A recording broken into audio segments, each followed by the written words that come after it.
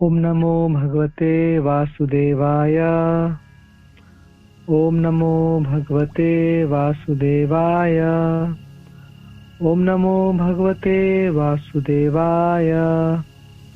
नारायणं नमस्कृत्यं नरं चैव नरोत्तमं देवीं सरस्वतीं व्यासं ततो जयमुदीरये। नष्टप्रायेषु भद्रेषु नित्यं भागवत सेवया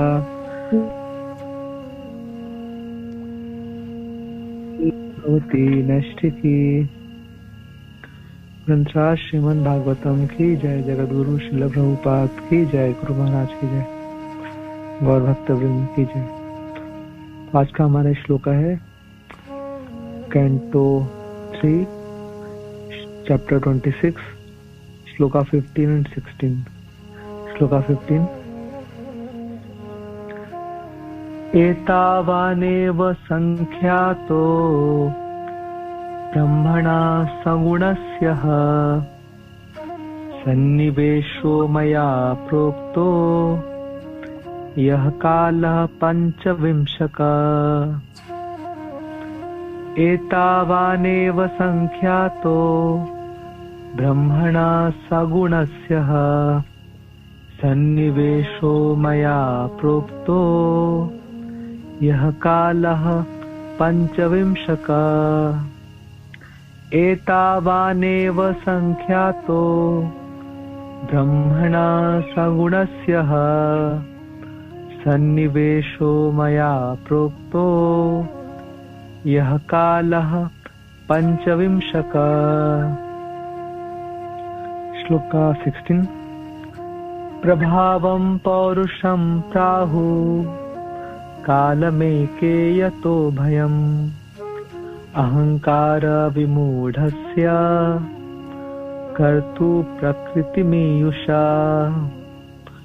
प्रभावं पौरुषं प्राहु कालमेके यतो भयम् अहंकार विमूढस्य कर्तु प्रकृतिमीयुषा। प्रभावं पौरुषं प्राहु कालमेके यतो भयम् अहंकार विमूढस्य कर्तु प्रकृतिमीयुषा। हरे कृष्णा। आप लोग में से कोई रिपीट करेंगे प्लीज। हरे कृष्णा।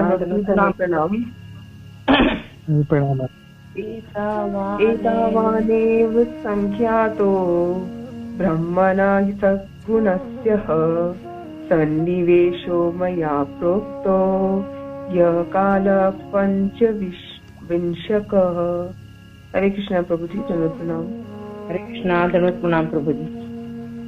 प्रभावं पौरुषं प्राहु कालमेके यतो भयाम् अहंकार विमूढस्य कर्तु प्रकृतिमयुषा। हरे कृष्णा। धन्यवाद प्रणाम।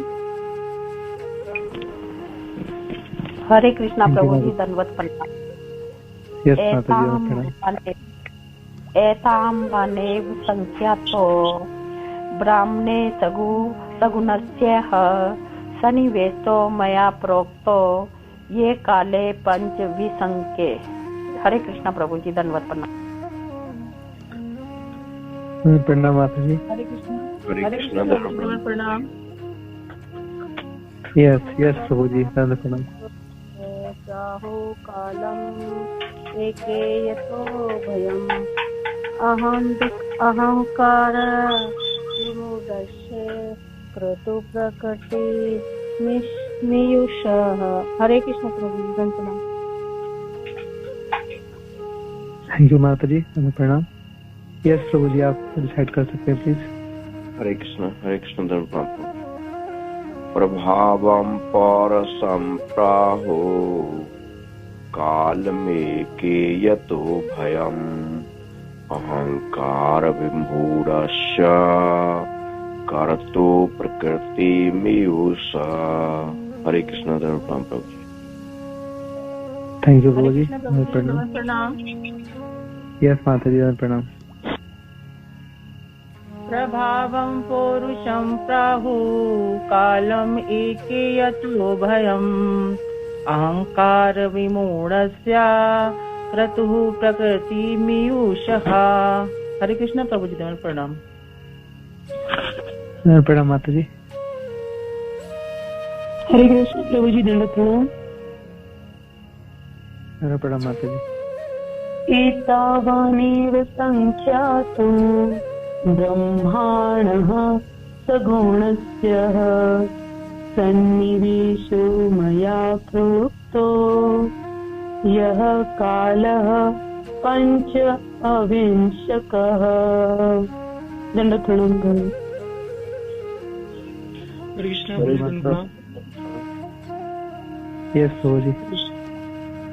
प्रभावं पौरुषं प्राहु कालमेके यतो भयम् अहंकार विमूढस्य कर्तु प्रकृतिमीयुषः। हरे कृष्ण। थैंक यू प्रभु जी। प्रणाम।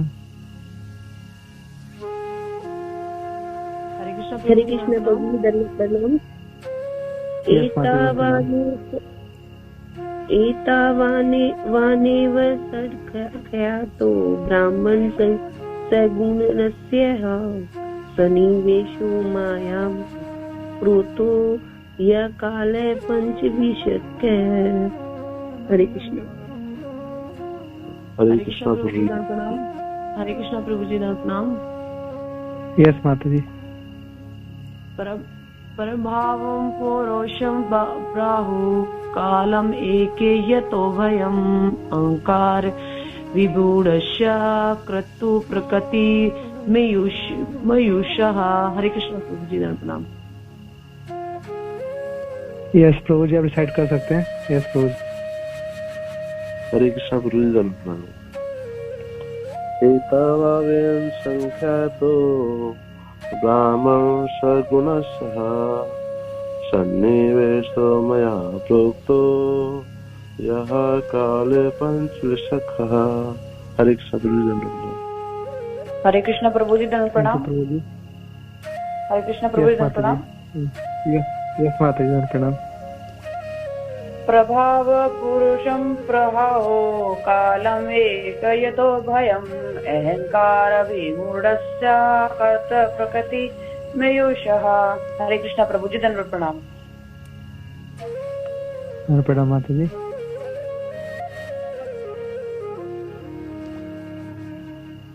ठीक है, वर्ड टू वर्ड मीनिंग देखते हैं। Word to word meaning shloka 15। एतावान इतना, एव ही गिनाया गया, ब्रह्मण ब्रह्म का, सगुणस्य भौतिक गुणों से युक्त, ह निसंदेह, सन्निवेशः प्रबंध, मया मेरे द्वारा, प्रोक्तः कहा गया, यह जो, काला समय, पंचविंशका 25वां। अनुवाद एवं तात्पर्य जगत गुरु श्रील प्रभुपाद द्वारा श्रील प्रभुपाद की जय। इन सबको सुयोग्य ब्रह्म माना जाता है। इन सबको मिलाने वाला तत्व काल है, जिसे 25वें तत्व के रूप में गिना जाता है। तात्पर्य वैदिक मत के अनुसार ब्रह्म के परे कोई अस्तित्व नहीं है। सर्वम खल्विदम ब्रह्म, छांदोग्य उपनिषद 3.14.1। विष्णु पुराण में भी कहा गया है कि जो कुछ हम देखते हैं वह परस्य ब्रह्मणा शक्ति, प्रत्येक वस्तु परम सत्य ब्रह्म के विस्तार की शक्ति है। जब ब्रह्म को सतो रजो तथा तमो गुणों के साथ मिला दिया जाता है तो भौतिक विस्तार होता है, जिसे कभी कभी सगुण ब्रह्म कहते हैं, और जिसमें ये 25 तत्व रहते हैं।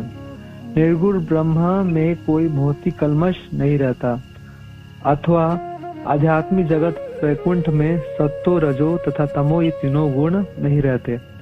जहाँ निर्गुण ब्रह्म विद्यमान रहता है वहाँ शुद्ध सत्व पाया जाता है। सांख्य दर्शन के अनुसार सगुण ब्रह्म में 25 तत्व सम्मिलित हैं, जिनमें काल, भूत, वर्तमान तथा भविष्य भी है। Word meaning shloka 16। प्रभावम प्रभाव, पौरुषम श्री भगवान का, प्राहु कहा गया है, कालम काल, एक एक कुछ, यतः जिससे, यम भय, अहंकार विमूढ़स्य, अहंकार से विमूढ़, कर्तुम आत्मा का, प्रकृतिम प्रकृति को, ईयुषः स्पर्श करके। अनुवाद एवं तात्पर्य जगत गुरु श्रील प्रभुपाद द्वारा। श्रील प्रभुपाद की जय।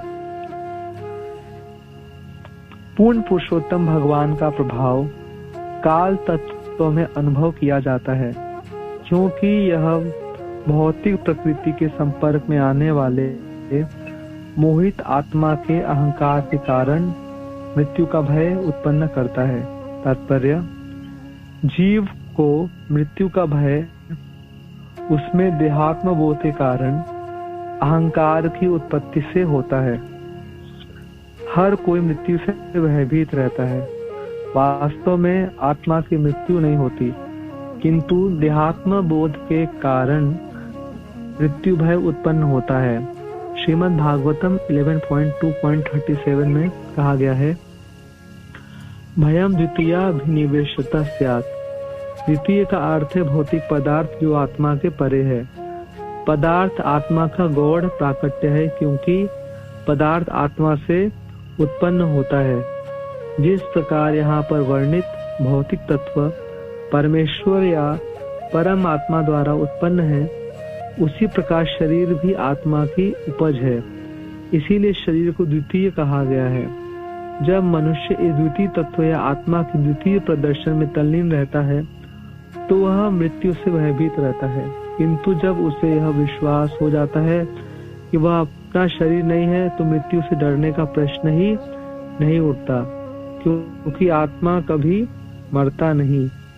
यदि आत्मा भक्ति में, सेवा की, आध्यात्मिक कर्म में लग जाता है, तो वह जन्म तथा मृत्यु से पूर्णतया मुक्त हो जाता है। उसकी अगली स्थिति भौतिक देह से पूर्ण आध्यात्मिक मुक्ति होती है। मृत्यु का भय काल का प्रभाव है, जो पूर्ण पुरुषोत्तम परमेश्वर के प्रभाव का द्योतक है। दूसरे शब्दों में काल विध्वंसक है। जिस वस्तु का सृजन होता है, उसका विनाश तथा विलय भी होता ही है, और यह काल का कार्य है। काल श्री भगवान का प्रतिनिधित्व करता है, और यह हमें इस बात का भी स्मरण कराता है कि हम ईश्वर की शरण ग्रहण करें। ईश्वर प्रत्येक बद्ध जीव से काल के रूप में बातें करते हैं। श्री भगवान श्रीमद् भगवत गीता में कहते हैं कि यदि कोई उनकी शरण में आ जाता है, तो फिर उसके लिए जन्म तथा मृत्यु कोई समस्या नहीं रह जाती। अतः हमें काल को अपने समक्ष खड़े हुए पूर्ण पुरुषोत्तम भगवान के रूप में मानना चाहिए। इसकी विशद व्याख्या अगले श्लोक में की गई है। श्रीमद् भागवतम की जय, श्रील प्रभुपाद की जय, गुरु महाराज की जय और भक्तजन की जय। उमज्ञानतिमिरान्धस्य ज्ञानाञ्जनशलाकया चक्षुरुन्मीलितं येन तस्मै श्रीगुरुवे नमः। श्रीचैतन्यमनोभीष्टं स्थापितं येन भूतले स्वयं रूपः कदा मह्यं ददाति स्वपदान्तिकं। वन्देऽहं श्रीगुरो श्रीयुतापदकमलं श्रीगुरून् वैष्णवांश्च श्रीरूपं साग्रजातं सहगण रघुनाथान्वितं तं सजीवं साद्वैतं सावधूतं परिजन सहितं कृष्ण चैतन्य देवं श्रीराधा कृष्ण पादान् सहगण ललिता श्री विशाखान्वितांश्च नमो विष्णुपादाय कृष्ण पृष्ठाय भूतले श्रीमते भक्तिवेदांत स्वामिन् इति नामिने। नमस्ते सारस्वते देवे गौरवाणी प्रचारिणे निर्विशेष शून्यवादी पाश्चात्य देश तारिणे नमो महावदन्याय कृष्ण प्रेम प्रदायते कृष्णाय कृष्ण चैतन्य नाम्ने गौरत्रिषे नमः। पंचतत्वात्मकं कृष्णं भक्तरूप स्वरूपकं भक्तावतारं भक्ताख्यं नमामि भक्तशक्तिकम्। हे कृष्ण करुणा सिंधो दीनबंधो जगत्पते गोपेश गोपिका कांत राधा कांत नमोस्तुते। तप्त कांचन गौरांगी राधे वृंदावनेश्वरी वृषभानुसुते देवी प्रणमामि हरिप्रिये। पंचाकल्पतरुभ्यश्च कृपा सिन्धुभ्येव च पतितानां पावनेभ्यो वैष्णवेभ्यो नमो नमः। जय श्री कृष्ण चैतन्य प्रभु नित्यानंद श्री अद्वैत गदाधर श्रीवासादि गौर भक्त वृंद। हरे कृष्ण कृष्ण कृष्ण हरे हरे हरे राम राम राम हरे हरे। नमो विष्णु पादाय कृष्ण पृष्ठाय भूतले श्रीमते सतुदास अधिकारी नामने। अंतराज श्रीमद् भागवतम की जय। जगत गुरु शिल प्रभुपाद की जय। गुरु महाराज की जय। गौर भक्तजन की जय। तो भागवत में स्टार्ट करने से पहले श्री गौर निताई शिल प्रभुपाद गुरु महाराज और आप सभी वैष्णव के चरणों में प्रार्थना करता हूँ आज आप सब मुझे आशीर्वाद दीजिए कि मैं गुरु परंपरा की प्रसन्नता के लिए भागवतम की सेवा करता हूँ। हरे कृष्ण। तो ये बहुत सुंदर हम लोग अध्याय देख रहे हैं। भौतिक प्रकृति के मूलभूत सिद्धांत। भगवान कपिल देव अपनी माता विभूति को भक्ति योग का शिक्षा प्रदान कर रहे हैं, ज्ञान प्रदान कर रहे हैं, जिससे उनका भगवान कृष्ण के चरणों में और ज्यादा अनुरक्ति बढ़े, उनका कृष्ण के चरणों में और ज्यादा प्रेम अनुराग का वृद्धि हो। तो सारे ज्ञानों का यही लक्ष्य है कि हमारे कृष्ण में रति बढ़ जाए, कृष्ण में प्रीति बढ़ जाए। जो भी हम कार्य करते हैं पूरा जीवन भर इस प्रकार से संचालित करें कि कृष्ण की तरफ हमारी प्रीति दिन प्रतिदिन बढ़ोतरी होता रहे, वृद्धि होता रहे, वृद्धि होता रहे। कृष्ण के प्रेम में हम आगे बढ़ते रहे, वो दिन दूनी रात चौगुनी वृद्धि बढ़ती रहे कृष्ण के प्रेम में। ऐसा प्रयत्न हमारा हो कुछ हम कृष्ण के प्रेम में आगे बढ़े। तो इस सारे ज्ञानों का जो भी हमारा ज्ञान है, जो भी हमारे शास्त्र है, वो शास्त्र में भक्ति के जो शास्त्र है, भगवत गीता, श्रीमद् भागवतम, चैतन्य चरितामृत, सारे शास्त्र के और जो हम उन्मुख हो रहे हैं, हम शरणागत हो रहे हैं वैष्णवों के, गुरु परंपरा के, या जो हम भक्ति का जो प्रोसेस हम जो कर रहे हैं, भगवान के नामों का जप कर रहे हैं, भागवत कथा श्रवण कर रहे हैं, सेवा में लग रहे हैं, सबका एकमात्र लक्ष्य है कि हमारा भगवान कृष्ण के प्रति रति, हमारा कृष्ण के प्रति प्रेम अनुराग बढ़ता रहे, वो स्थिर न हो जाए, घटने न लग जाए, बढ़ने लगे, बढ़ता रहे। चेतो दर्पण मार्जनम भव महादावाग्नि निर्वापणम श्रेया कैरव चंद्रिका वितरणम विद्यावधु जीवनम आनंदाम बुद्धि वर्धनम प्रतिपदम पूर्णामृता स्वादनम सर्वात्मा स्नपनम परम विजयते श्री कृष्ण संकीर्तनम। तो आनंद का जो सागर है वो बढ़ता रहे, प्रतिपदम हर क्षण बढ़ता रहे, हर क्षण कृष्ण का प्रेम में जो आनंद है वो हमारा बढ़ता रहे।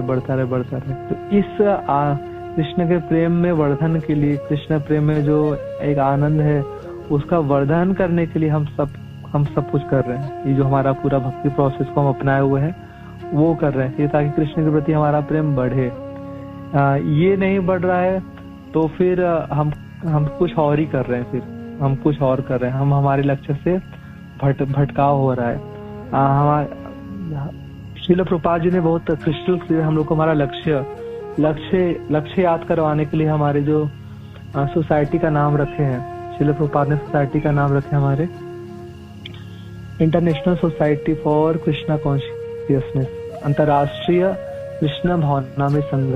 एक बहुत बड़ा विश्वव्यापी श्रील प्रभुपाद जी ने एक संगठन बनाया, एक ग्रुप बनाया, सोसाइटी बनाया। इन क्यों बनाया सोसाइटी, इतना बड़ा विश्वव्यापी सोसाइटी बनाने का लक्ष्य क्या था? प्रभुपाद जी साफ साफ बता रहे हैं, फॉर कृष्णा कॉन्शियसनेस, कृष्णा भावना बढ़ाने के लिए। सब कार्य हो रहा है लेकिन कृष्ण के प्रति भावना ही नहीं बढ़ रही है, तो सोसाइटी अपने लक्ष्य से भटक गया, सोसाइटी का लक्ष्य खो गया, सोसाइटी का लक्ष्य खो गया। तो हमारा जो भी कार्य अगर हमारी कृष्ण भावना को नहीं बढ़ा रहा है, फिर हम हमारे जीवनों के लक्ष्य से भटक गए। तो यहाँ पे जो भगवान कपिल माता देवहूति को जो इतनी सारी शिक्षा प्रदान कर रहे हैं, उन सारी शिक्षाओं का एक ही लक्ष्य है कि कृष्णा कॉन्शियसनेस, कृष्ण की भावना बढ़े, कृष्ण में अनुरक्ति बढ़े, कृष्ण में प्रेम बढ़े। तो कृष्ण में प्रेम बढ़ाने के लिए, इस आनंद के अमूदी को बढ़ाने के लिए ही इतना सारा ज्ञान देने का प्रयोजन है। तो आज के जो हमारा श्लोका है, इसमें दो बातों पे प्रभुपाद डिस्कशन कर रहे हैं। एक तो भगवान की भगवत्ता पे बता रहे हैं कि भगवान किस प्रकार से भौतिक गुणों से भगवान परे हैं, और आप निर्गुण वर्ड का यूज कर रहे हैं भगवान के लिए, तो उसको थोड़ा डिटेल में देखेंगे। और दूसरा, मृत्यु का भय हमारा चला जाए तो उसके लिए हम भगवान का शरण किस प्रकार से ग्रहण करेंगे, इसके बारे में हम डिस्कशन करेंगे। तो सबसे पहले भगवान के भगवत्ता के बारे में देखते हैं। भगवान किस प्रकार से महान है, अद्भुत है, और हर प्रकार से भगवान अद्भुत लीला करने वाले हैं। अद्भुत लीला जो साधारण बिल्कुल भी नहीं है, साधारण बिल्कुल भी नहीं है, इसलिए दिव्य है। भगवान जितनी भी लीला है वो दिव्य, भगवान दिव्य है। भगवान का जितना भी जन्म कर्म है वह सभी दिव्य है, और जो इसको समझ लेंगे वह भी दिव्य बन जाएंगे, और ये भौतिक धरातल से ऊपर उठ जाएंगे और जन्म मृत्यु के चक्र को भेद जाएंगे और भगवान को प्राप्त कर लेंगे। जन्म कर्म च मे दिव्यम एवं युवेति तत्वतः त्यक्त्वा देहम पुनर्जन्म नैति मामेति स्वर्जुन। तो भगवद गीता में भगवान कृष्ण कहते हैं, यदा यदा ही धर्मस्य ग्लानिर्भवति भारत अभ्युत्थानम अधर्मस्य तदात्मानं सृजाम्यहम्। जब जब इस पृथ्वी पर धर्म का हानि होता है और अधर्म का वृद्धि होता है, तब भगवान ने यहाँ पे धर्म का स्थापन करने के लिए अवतार लेते हैं। तो धर्म क्या है? धर्म है भगवान को सेवा करने का धर्म। जब जीवात्मा का स्वाभाविक धर्म क्या है? जीवे स्वरूप है कृष्णेरे नित्यदास। हर एक जीव भगवान कृष्ण का नित्यदास है, और नित्यदास है तो भगवान की सेवा करेंगे, प्रेम युक्त सेवा करेंगे। तो जब जीवात्मा भगवान की प्रेम युक्त सेवा से च्युत हो जाते हैं, गिर जाते हैं, जब च्युत हो जाता है तो भगवान फिर उनको ऊपर उठाने के लिए वापस से जीव की सेवा धर्म में स्थापन करने के लिए भगवान यहाँ पे बार बार आते हैं, और बहुत सारा भगवान फिर कार्य करते हैं। भगवान आए तो कुछ न कुछ कार्य करेंगे, तो भगवान बहुत सारा कार्य करते हैं। भगवान बहुत सारा कार्य करते हैं, पूतनावत करते हैं भगवान, गैयों गोचारण लीला करते हैं, गोवर्धन पर्वत को उठाते हैं, कालिया के फड़ों पे नृत्य करते हैं। कभी भगवान देखते हैं हम अग्नि पी जाते हैं, बहुत सारे दैत्यों का भगवान संहार करते हैं। ऐसे भगवान बहुत सारे भगवान कर्म करते हैं। भगवान खाली नहीं रहते। जब से भगवान आए ब्रज में, तब से लेके हमने देखा कि पूरी मथुरा द्वारिका तक लीलाओं में, कुरुक्षेत्र लीलाओं में उन्होंने बहुत सारे कर्म किए हैं। लेकिन ये कर्म जो है भगवान के साधारण जीवों के जैसे कर्म नहीं है। भगवान की कर्म दिव्य है। बहुत सारे कर्म किए भगवान ने, और हम सब भी बहुत सारे कर्म करते हैं। साधारण जीव बहुत सारे कर्म करता है, लेकिन साधारण जीव का कर्म भगवान के कर्म के बराबर नहीं है। भगवान का कर्म दिव्य स्तर पे है। साधारण जीव का कर्म कैसा होता है? उसका पूर्व का जो कर्म फल होता है उससे बाध्य होकर कर्म करना पड़ता है, उससे बाध्य होकर कर्म करना पड़ता है। और अगर कोई साधारण जीव सोचे कि मैं चलो कर्म नहीं भी करूंगा, मैं तो सोऊंगा, तो वो ऐसा नहीं कर सकता। तो कब तक सोएगा? वो हमेशा सो जाए ऐसा हो नहीं सकता। उसको कुछ खाना पड़ेगा, उसको पीना पड़ेगा, अपने शरीर को थोड़ा साफ करना पड़ेगा। तो कर्म से बिना नहीं रह सकता, वो बिना कर्म करे रह नहीं सकता। उसको कुछ न कुछ उसको कर्म करना पड़ेगा, कुछ न कुछ कर्म करना पड़ेगा अपने शरीर के निर्वाह करने के लिए।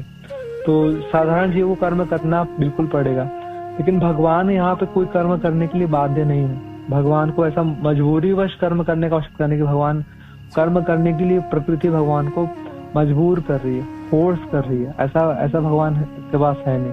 भगवान तो स्वेच्छा से अपनी इच्छा से भगवान सारा कर्म करते हैं।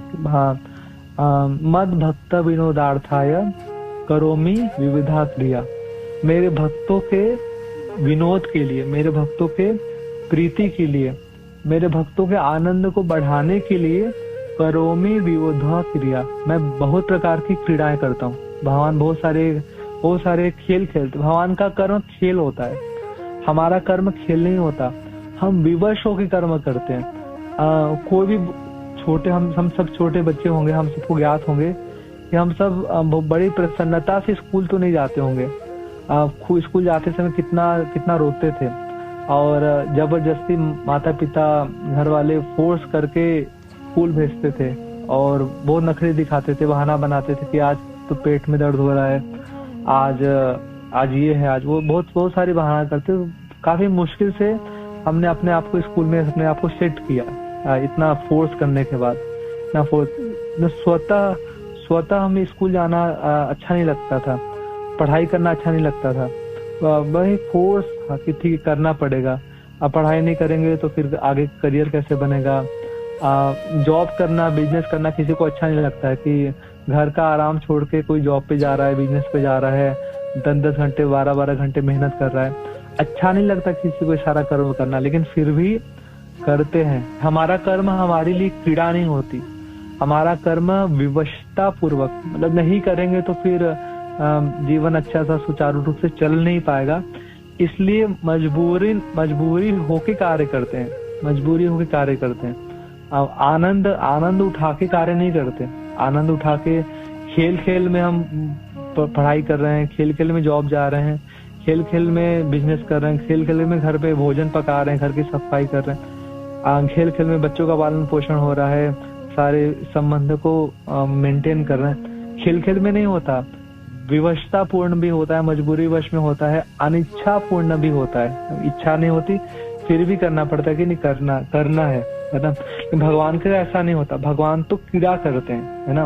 भगवान बोल भी रहे, करोमि विविधा क्रीड़ा, मद भक्त विनोदार्थाय करोमि विविधा क्रीड़ा। मेरे भक्तों को विनोद करने के लिए, मेरे भक्तों को आनंद करने के लिए बहुत सारी क्रीड़ा करता हूँ, बहुत सारी खेल खेलता हूँ, है ना। और खेल भगवान के लिए खेल जब खेलते हमें अच्छा लगता है, खेल खेलना हमारे लिए आनंद होता है। भगवान के लिए कर्म करना आनंद का बात है। और जो भगवान कर्म कर रहे हैं उससे भक्त लोग को भी आनंद मिल रहा है, और भक्त लोग भी जो कर्म करते हैं वो भगवान के आनंद के लिए होता है, भगवान को आनंद देते हैं। तो दोनों एक दूसरे के आनंद प्रदान करने के लिए कर्म करते हैं। भक्त भगवान के आनंद देने के लिए कर्म करते हैं, भगवान भक्त को आनंद देने के लिए कर्म करते हैं। एक दूसरे को आनंद देने का स्पर्धा रहता है भगवान और भक्त में। भगवान भक्त को आनंद ज्यादा देना चाहते हैं, भक्त भगवान को आनंद ज्यादा देना चाहते हैं। इस प्रकार से भगवान भक्त में एक स्पर्धा चलती रहती है, प्रतिस्पर्धा रहती है, ट्रांसेंडेंटल कंपटीशन, दिव्य प्रतिस्पर्धा रहती है भगवान भक्त के बीच में, कौन एक दूसरे को ज्यादा आनंदित करेंगे, है ना। तो भगवान भक्तों के लिए बहुत सारा खेल खेलते हैं, बहुत सारा रूप प्रकट कर देते हैं भक्तों के लिए कि भगवान सुकर योनि में चले जाएंगे, सुअर बन जाएंगे, सुअर बन के माता पृथ्वी भगवान की भक्त है ना, पृथ्वी को भगवान ने आनंद प्रदान किया, अपने मुंह में उठा लिया ऊपर, भगवान ने पृथ्वी को उसके सही जगह पे रखा, पृथ्वी दिव्य आनंदित हो गई। भगवान मत्स्य बन गए, मछली बने भगवान, पक्षी रूप में भगवान हंस का अवतार ले लिए, कभी देवता बन के भगवान अवतार लेते हैं, कभी मनुष्य रूप में भगवान आ जाते हैं, है ना। कभी कृष्ण राजा, मनुष्य में भगवान मोस्टली राजा बनते हैं, जैसे कृष्ण भगवान राजा बने, रामचंद्र भगवान राजा हुए, कभी कभी ऋषियों के रूप घर में भगवान जन्म लेते हैं, नर नारायण ऋषि के रूप में जन्म ले लिए भगवान। कभी ब्राह्मणों के घर में पैदा होते हैं, परशुराम भगवान बनते हैं।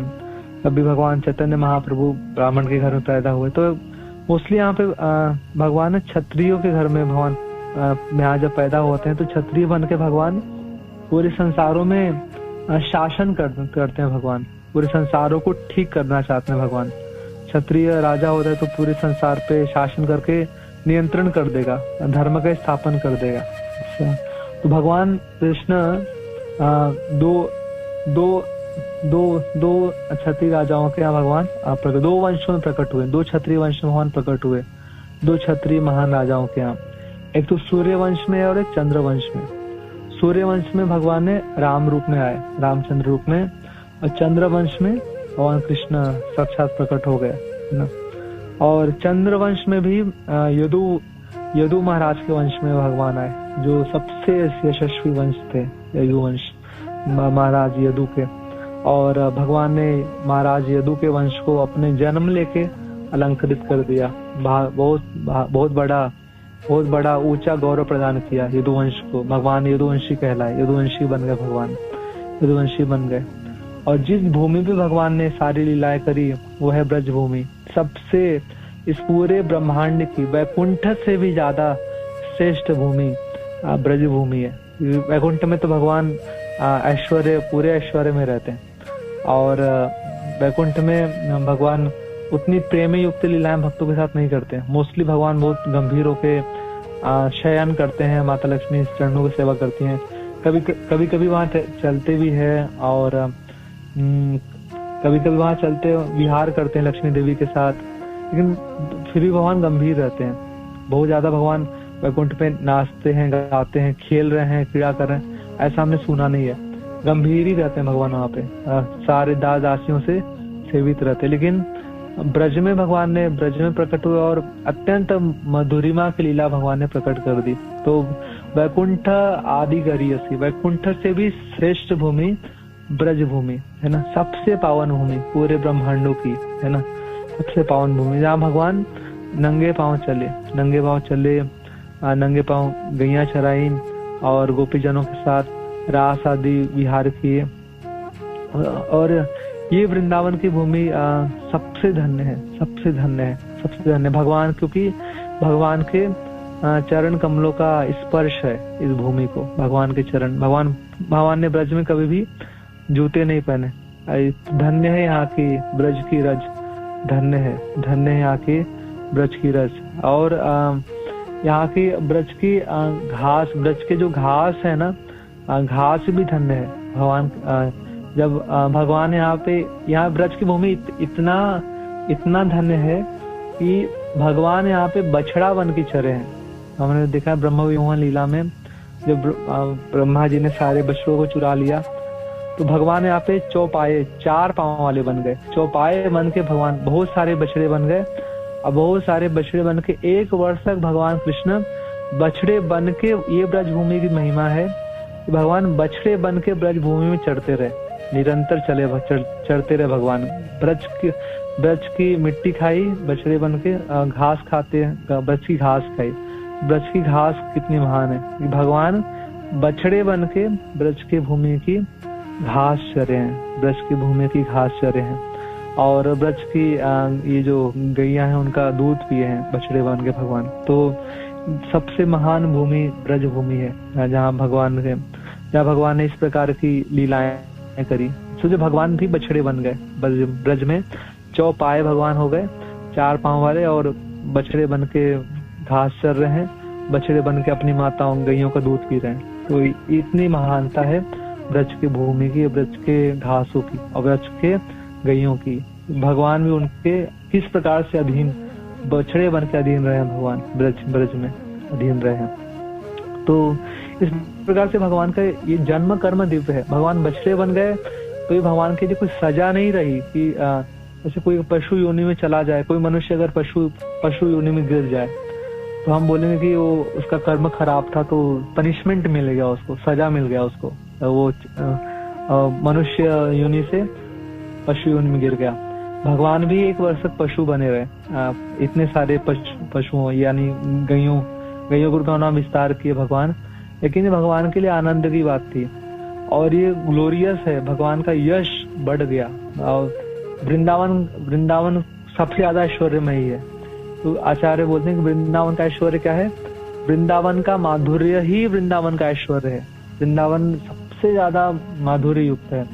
तो भगवान परम भगवान है और भगवान शंकर, ब्रह्मा जी, बड़े बड़े देवता जिनके चरणों की धूल चाहते हैं, वो भगवान बछड़े बन के वृंदावन में ये घास चर रहे हैं और वृंदावन की गैयों का दूध पी रहे हैं।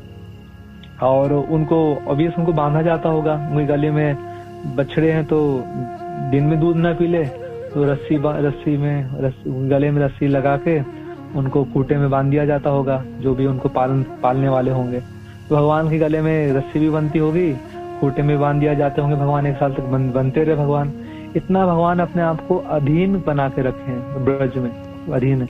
लेकिन ये भगवान के लिए आनंद की बात है और इसको देखने वाले जो बड़े चढ़े भक्त हैं वो उनके लिए भी आनंद की बात है कि भगवान कितना आनंद लूट रहे हैं, कितना आनंद। तो ये मद भक्त विनोदार्थम करोमि विविध क्रिया, मेरे भक्तों के विनोद करने के लिए विविध प्रकार की क्रिया करते हैं। यहाँ भगवान कोई मजबूरी नहीं है, या भगवान प्रकृति के विवश होके प्रकृति के विवश होके कोई पनिशमेंट की तरह उनको चौपाए का शरीर नहीं मिला। दिव्य है ये, दिव्य है ये। जन्म कर्म चमि दिव्यम, भगवान का जन्म कर्म दिव्य है, अलौकिक है। मनुष्यों के जन्म हम लोग के जैसा जन्म के जैसा भगवान का जन्म नहीं है, दिव्य है भगवान का, दिव्य है सब कुछ, दिव्य है। भगवान का शरीर भी साधारण मनुष्य के जैसा नहीं है। हम लोग का शरीर कैसे होते ये बनते हैं? वायु, आकाश, जल, पृथ्वी, अग्नि, मन, बुद्धि, अहंकार, इन सबसे हमारा शरीर होता है। अंदर खून होते हैं, हड्डी होते हैं, मांस होते हैं, गंदी दुर्गंध युक्त वायु होते हैं, सब कुछ गंदा है। भगवान का शरीर ऐसा हमारे लोग के जैसा शरीर नहीं है, गंदा भौतिक शरीर नहीं है। इसलिए भगवान को यहाँ पे निर्गुण कहते हैं, निर्गुण ब्रह्म बोलते हैं। निर्गुण ब्रह्म, निराकार ब्रह्म, यानी मतलब हम लोग के जैसा भगवान का भौतिक गुण वाले हम सब हैं। भगवान भौतिक गुण भगवान को छू भी नहीं सकते हैं। रजोगुण, सतोगुण, तमोगुण, ये तीनों भौतिक गुण भगवान को बिल्कुल स्पर्श नहीं कर सकते। दिव्यम, भगवान पूरी तरीके से दिव्य है, परम है, श्रेष्ठ है भगवान, परम है, दिव्य है। भगवान की हमारी जैसी भौतिक आंख नहीं है, भगवान की दिव्य आंख है। हमारी जैसी भगवान की भौतिक कान नहीं है, दिव्य कान है। हमारे से भौतिक मुख, भौतिक हाथ पांव भगवान के नहीं है। तो इसलिए भगवान का निर्गुण या फिर निराकार कह के भी उच्चारित करते हैं, सब क्योंकि भगवान का सब कुछ दिव्य है, सच्चिदानंदमय है। भगवान इसको बोलते हैं सत मतलब जो शाश्वत काल तक रहता है, अविनाशी है और तीनों कालों में भगवान स्थित रहते हैं। भूत में भी स्थित है, अभी भी है और भविष्य कालों में भी भगवान रहेंगे। अनादि काल से अनंत काल तक जो रहते हैं उनको सत कहते हैं। तो भगवान का एक विशेषता है। तो भगवान का ये शरीर है, दिव्य शरीर है जो सतयुक्त है, पूर्ण चेतन है। भगवान का शरीर पूर्ण चेतन है। हमारे लोग के जैसा भगवान का शरीर ऐसा वो नहीं है। हमारे शरीर में आत्मा उपस्थित रहती है तब शरीर चेतन बनता है, और आत्मा शरीर से निकल जाते है तो शरीर बिल्कुल निश्चेष्ट होके, चेतना रहित होके शरीर गिर जाता है। इसको शमशान में ले जाके जला देते हैं या फिर दफना दिया जाता है, गाड़ दिया जाता है। तो भगवान के शरीर में ऐसा नहीं होता। भगवान का शरीर देह और देही में कोई अंतर नहीं है। जो देह है वही देही है। शरीर और आत्मा में कोई अंतर भगवान के है नहीं। हमारे जैसे प्रभाव उदाहरण देते हैं कि कार और कार का ड्राइवर अलग अलग होता है, इसी तरह हमारा शरीर और आत्मा अलग अलग है। लेकिन भगवान के केस में बात करेंगे तो जो कार है वही ड्राइवर है, कोई अलगाव नहीं है। कार और कार चलाने वाला एक ही है। आत्मा, भगवान का शरीर, भगवान का मन, भगवान का आत्मा, ये तीनों एक ही वस्तु है। सब कुछ चिन्मय है, दिव्य है। हमारे में भेद होता है, भगवान में भेद नहीं है। भगवान पूर्ण आत्मा है, भगवान परम आत्मा है। नख से लेके शीश तक भगवान के पूरा पूरा भगवान चेतना है, पूरा पूरा चिन्मय भगवान, इसको बोलते चित्त, इसको चित्त बोलते हैं, चित्त बोलते हैं, चित्त बोलते हैं। और भगवान परम आनंद में है, परम आनंद में। भगवान में दुख, थोड़ा भी दुख में नहीं, भगवान में थोड़ा, हम लोग पूरा पूरा निरानंद में, निरानंद, हमारे अंदर पूरा पूरा दुख रहता है, लेकिन भगवान को दुख छू भी नहीं सकता, दुख भगवान को छू भी नहीं सकता, कोई बीमारी भगवान को छू नहीं सकती, कोई बुढ़ापा भगवान को छू नहीं सकता। भगवान के साथ एजिंग फैक्टर नहीं होता, भगवान का उम्र युवा अवस्था से ज्यादा भगवान बढ़ते नहीं कभी। भगवान 20 वर्ष के हो गए, 25 वर्ष, 30, 40, 50, ऐसे भगवान उम्र बढ़ते नहीं है। जिस समय महाभारत के युद्ध हो रहे थे, भगवान की उम्र 125 वर्ष थे उस समय। भगवान के पुत्र थे, पौत्र थे, पौत्र के भी पुत्र थे, काफी बड़ी वंशावली थी भगवान की। लेकिन भगवान बिल्कुल 16 वर्ष के, प्रभुपाद जी बोलते हैं कि 16 वर्ष के बिल्कुल भगवान वयस्क लगते हैं, 16 वर्ष की उम्र वाले भगवान दिखते हैं, बिल्कुल नव यौवन, दिव्य भगवान है, पूरी तरीके से दिव्य भगवान है। और भगवान के हर एक अंग दूसरे सभी अंगों के सारे कार्य कर सकते हैं। अंगानि यस्य सकलेंद्रिय वृत्तिमंती, एक अंग, हमारे एक अंग एक ही कार्य करेंगे, भगवान के एक अंग बाकी सारे अंगों का सारा कार्य कर सकते हैं। भगवान आंखों से खा सकते हैं, आंखों से भगवान गर्भस्थ कर सकते हैं, सक्षत, आंखों से भगवान किसी को गर्भस्थ कर, प्रकृति को गर्भस्थ कर देते हैं भगवान आंखों से। हाथों को भगवान सुदर्शन चक्र की तरह व्यवहार कर सकते हैं। तो भगवान का एक अंग सब बाकी दूसरे सभी अंगों का कार्य कर सकते हैं। लेकिन हमारे अंग ऐसा नहीं कर सकते कि हम आंखों से खा ले, हम कानों से देख ले, ऐसा नहीं कर सकते। भगवान पूर्ण है, हर तरीके से भगवान पूर्ण है, हर तरीके से भगवान पूर्ण है। ओम पूर्णमदः पूर्णमिदं पूर्णात् पूर्णमुदच्यते पूर्णस्य पूर्णमादाय पूर्णमेवावशिष्यते। तो भगवान हर तरीके से भगवान दिव्य है, हर तरीके से भगवान दिव्य है। तो ये तो भगवान के भगवत्ता हो गए, इसलिए भगवान के यहाँ पे निर्गुण या निराकार कहा जाता है। निर्गुण निराकार का मतलब ये नहीं कि भगवान गुण रहित हो गए या फिर भगवान का रूप नहीं है। भगवान गुण रहित का मतलब है कि भगवान के अंदर कोई भौतिक गुण इसका स्पर्श नहीं है, रजोगुण, सतोगुण और तमोगुण। और भगवान का शरीर का आकार हम लोग को जैसा भौतिक आकार वाला नहीं, भगवान दिव्य आकार वाले, दिव्य भगवान अंदर थोड़ा भी दूषण नहीं है, थोड़ा भी कमी नहीं है भगवान के अंदर, पूर्ण परफेक्शन है भगवान हर तरीके से। और अब यहाँ पे दूसरा बात यहाँ पे बता रहे हैं श्रील प्रभुपाद कि जीवात्मा अपने आप को देहात्म बुद्धि से आच्छादित कर लेते हैं, इसलिए मृत्यु का डर रहता है। तो मृत्यु का डर जाएगा कैसे? जब हम भगवान के शरण ग्रहण करेंगे। जब हम भगवान का शरण ग्रहण करते हैं तो फिर मृत्यु का भय पूरे तरीके से चला जाता है। तो इसलिए मृत्यु का भय हटाना है तो सिंपल एक कार्य करना चाहिए कि भगवान का भक्त बन जाना चाहिए। भगवान के साथ हमारा कोई संबंध को स्थापित करना चाहिए। ऑलरेडी हम भगवान से ही संबंधित हैं, लेकिन हम हमारे संबंध को भूल चुके होते हैं। तो जो कई रस हैं, दास्य रस, साक्ष्य रस, वात्सल्य रस, माधुर्य रस, तो अपने अपने सुविधा के अनुसार जिसकी जिस भी रस में प्रीति हो, जिसको जो भी रस अच्छा लगता हो, उस रस में भगवान के संबंध को स्थापित कर सकते हैं। तो इसी संबंध को स्थापित करने के लिए कि संबंध में किस प्रकार से हम भगवान से प्रगाढ़ होंगे, तो हम थोड़ा सा हमारे भ्रमर गीत एपिसोड में जाएंगे। हमने लास्ट टाइम डिस्कशन किए थे कि किस प्रकार से जो उद्धव जी है, उद्धव जी को भगवान ने वृंदावन भेजे हैं और उद्धव जी भगवान चाहते थे कि वो सभी ब्रजवासियों से मिले और सब ब्रजवासियों का दुख दूर करे, नंद बाबा, यशोदा मैया, इन सब का दुख दूर करे, गोपी जनों का, राधा रानी का दुख दूर करे। वो कृष्ण की वीरा में संतप्त है, पीड़ित है, अत्यंत दुखित हो रहे हैं। तो उद्धव जी को भगवान ने काफी समझा के भेजा था कि आप ही जाएंगे तो थोड़ा सा उनको शांति मिलेगा, राहत मिलेगा, आराम मिलेगा, आप जाके उनको थोड़ा सांत्वना दे के आइए। वो सब मेरे प्रेम में बहुत ज्यादा मेरे प्रेम उनको अभी पीड़ा दे रहा है, मेरा प्रेम उनको पीड़ा दे रहा है, और वो मेरे को देख नहीं पा रहे हैं ना, बहुत विरह में है, दुख को प्राप्त हो रहे हैं। तो उनकी पीड़ा को थोड़ा सा कम कर दीजिए। आप तो बहुत ज्ञानी है, आप कम कर सकते हैं, जाइए आपके अच्छा उन्हें ज्ञान प्रदान कीजिएगा। आप बहुत वाक्पटु है, बहुत सुंदर बोलते हैं आप जाइए।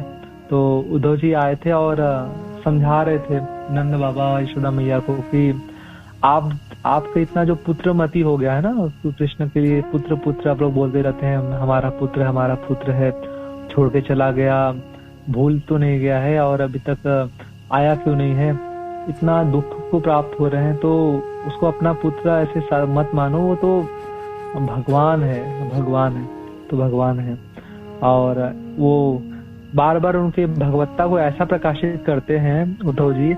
वो सोच रहे थे कि अगर मैं भगवत्ता को, कि कृष्ण परम भगवान है, और अगर मैं भगवत्ता को प्रकाशित कर दिया और इनके हृदय में भगवत्ता को स्थापित कर दिया, तो पुत्र रूपी जो पुत्र जनित जो मोह है, पुत्र का जो स्नेह है, पुत्र जनित स्नेह है, वो शिथिल हो जाएगा। तो पुत्र जनित स्नेह जब शिथिल हो जाएगा, ठंड कम हो जाएगा, तो ये नंद बाबा यशोदा मैया ठंडे हो जाएंगे और फिर दुख इनका कम हो जाएगा। तो यहाँ पे देखिए, हमारे भक्ति जीवनों की सार्थकता क्या है कि हम भगवान के साथ अपना एक संबंध बनाए और उस संबंध में प्रगाढ़ता हो और संबंध को हम निभाए। ये हमारे भक्ति जीवनों की सार्थकता है। यहाँ पे ऑलरेडी नंद बाबा यशोदा मैया इतना ऊंचे स्तरों पर हैं, भगवान को अपना पुत्र मानते हैं और इतना ज्यादा प्रगाढ़ आसक्ति रखते हैं उनके साथ। और यहाँ पे उद्धव जी का क्या प्रयास रहेगा कि उस अपने ये बिल्कुल सूखा सा ज्ञान लाके और उस रंग में भंग करना चाहते हैं, उस सुंदर आनंद, उनके जो प्रेम है उसको शिथिल करना चाह रहे हैं।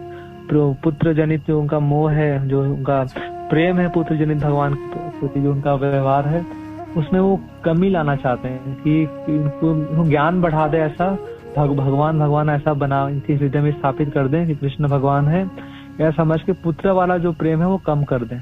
ये चेष्टा करने का प्रयास करते हैं उद्धव जी, है ना, ये चेष्टा करने का प्रयास करते हैं।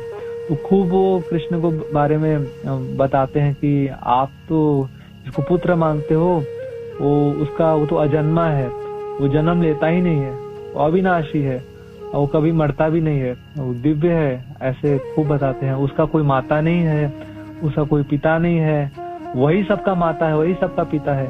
ऐसे कृष्ण के बारे में बताते हैं कि वो सच्चिदानंद विग्रह है, दिव्य है वह, और हर युग में अवतरित होता है। ऐसे काफी कृष्ण के भगवत्ता के गुणावली को उद्धव जी प्रकाशित करते हैं। तो नंद महाराज और यशोमती मैया ये दोनों सुन रहे होते हैं और उनको दुख होता रहता है कि तो हम सब खुद ही दुखी है, इतना अपने पुत्र के लिए तड़प रहे हैं, और ये उद्धव ये और ज्यादा ये क्या क्या बोलता है कि एक तो हमें खुद ही लग रहा है कि कृष्ण हमको भूल गया है, इतना समय से हमारी कोई सूद ही नहीं लिया। और उद्धव क्या बोलता है कि इसका कोई माता नहीं है, इसका कोई पिता नहीं है कृष्ण का, तो और ज्यादा संबंध को मतलब ब्रेक कर रहा है, तोड़ रहे हैं, है ना।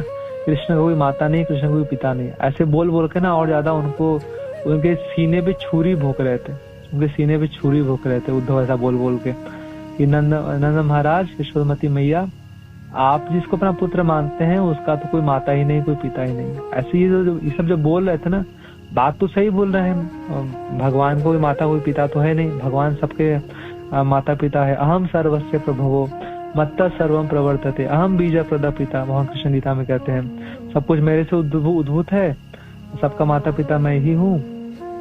तो ये बात तो सत्य कह रहे हैं, लेकिन अभी नंद महाराज और यशोमती मैया का इतना ज्यादा प्रेम है कि उनको लग रहा है कि उनके क्या बोल रहा है और ये ऐसा बोल के हमारे संबंध को क्यों ये तोड़वा रहा है ना, कि इसका कोई माता नहीं, कोई पिता नहीं, क्योंकि खुद ही दुखी थे और ज्यादा दुख को बढ़ा रहे थे उद्धव जी, ऐसा बोल के। तो काफी जब भगवत विषय ज्ञान देते हैं तो नंद महाराज को भी स्मरण होता है कि कृष्ण सच में कितना दिव्य, कितना बहादुरी पूर्ण कृष्ण लीलाएं करते थे। एक से एक बड़े बड़े असुर लोग आए थे, सारे असुर को कृष्ण ने खेल खेल में मार दिए थे। नंद महाराज को भी सारा वो ऐसे टीवी सीरीज चलता है ना, back to back back to back back to back, तो सारी लीलाएं back to back Nand Maharaj के पूरे मानस पटल पे छपने लगी, याद आने लगी। कृष्ण ने पहले बकी और पुतना का वध किया, फिर बकासुर का वध किया, फिर अगासुर का वध किया, कीड़ावड़ का वध किया, धेनुकासुर आया, अरिष्टासुर आया, सारे धेनुकासुर सब सारे बड़े बड़े असुरों को कृष्ण ने खेल खेल में ऐसे ही मार डाला। तो नंद महाराज भी कहते हैं, हाँ मेरा पुत्र जो है ना वो तो बिल्कुल साधारण लड़का नहीं है, दिव्य है। ये तो हमें समझ में आता है। ये जो मेरे दोनों पुत्र हैं कृष्ण बलराम, जो देवताओं में श्रेष्ठ है, देवताओं में श्रेष्ठ है। भला ऐसा क्यों ना हो। नंद महाराज भी कह रहे हैं कि 7 दिन तक 7 रात तक कोई कैसे छोटा लड़का ये कैसे गोवर्धन पर्वत को धारण कर सकता है। और नंद महाराज बाबा कहते हैं कि हाँ मैं तो मानता हूँ कि मेरा पुत्र भगवान है, मैं मानता हूँ, मैं उसको पुत्र नहीं मानता, मैं मानता हूँ कि मेरा पुत्र भगवान है। ऐसे कह करके खूब रोते हैं, जोर जोर से रोने लगते हैं और खूब रोते हैं। अब उद्धव जी को समझ में नहीं आता, ये कह भी रहे कि मेरा पुत्र भगवान है, फिर रो क्यों रहे हैं। भगवान जब मान लिया तो रोते क्यों हैं, रोते क्यों हैं। तो सुखदेव गोस्वामी कहते हैं कि इति संस्मृत्य नंदा कृष्ण अनुरक्त इति अति उत्कंठो भवत तुष्यम प्रेमा प्रसर विह्वला। कहते हैं कि बार बार ये कृष्ण की लीलाएं ना नंद महाराज के हृदय में छप रही थी और वो बहुत तीव्रता के साथ स्मरण आने लगी। तीव्रता लेडी वो कभी भूले ही नहीं थे, हमेशा याद करते थे। लेकिन अभी उद्धव जी जो आ गए हैं ना, वो उद्धव जी आ गए और कृष्ण के जैसा ही दिख रहे हैं, कृष्ण के जैसा ही श्रृंगार करते हैं, और ज्यादा कृष्ण की लीला धारावाहिक की तरफ प्रसारित होने लगी उनके मानस पटल पे। और खूब जोर जोर से नंद महाराज फूट फूट के रोने लगे, रो रहे हैं नंद माता, खूब रो रहे हैं अपने पुत्र कृष्ण की लीलाओं। वो पता है कि ठीक है मेरा पुत्र भगवान है, लेकिन कृष्ण भगवान जान भी रहे हैं, लेकिन फिर भी उनका जो वात्सल्य प्रेम था वो शिथिल नहीं पड़ रहा है। सारी भगवत्ता ज्ञात हो गई है भगवान की, पता भी कि मेरा पुत्र भगवान है, फिर भी उनका वात्सल्य प्रेम घट नहीं रहा है, कम नहीं हो रहा है, शिथिल नहीं पड़ रहा। और इतना जोर, पहले तो उद्धव जी को सारा बताते हैं, मेरे पुत्र ने यह किया, ऐसे ऐसे असुरों को मारा, दिव्य है मेरा पुत्र, देवताओं में श्रेष्ठ है, असाधारण नहीं है, मैं उसको भगवान मानता हूँ, सब बताया। अब जोर जोर से फिर रो रहे हैं। अब इतना रोए और उसके बाद फिर रोना भी बंद कर दिया, बिल्कुल चुप हो गए, शांत हो गए।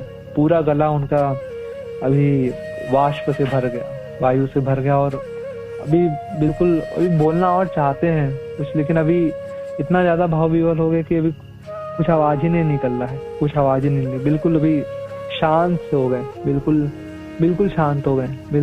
इतना ज्यादा कृष्ण में प्रेम से अनुरक्त है, इतना ज्यादा प्रेम से अनुरक्त हो गए। स्मरण दशा कृष्ण के प्रति बढ़ गई और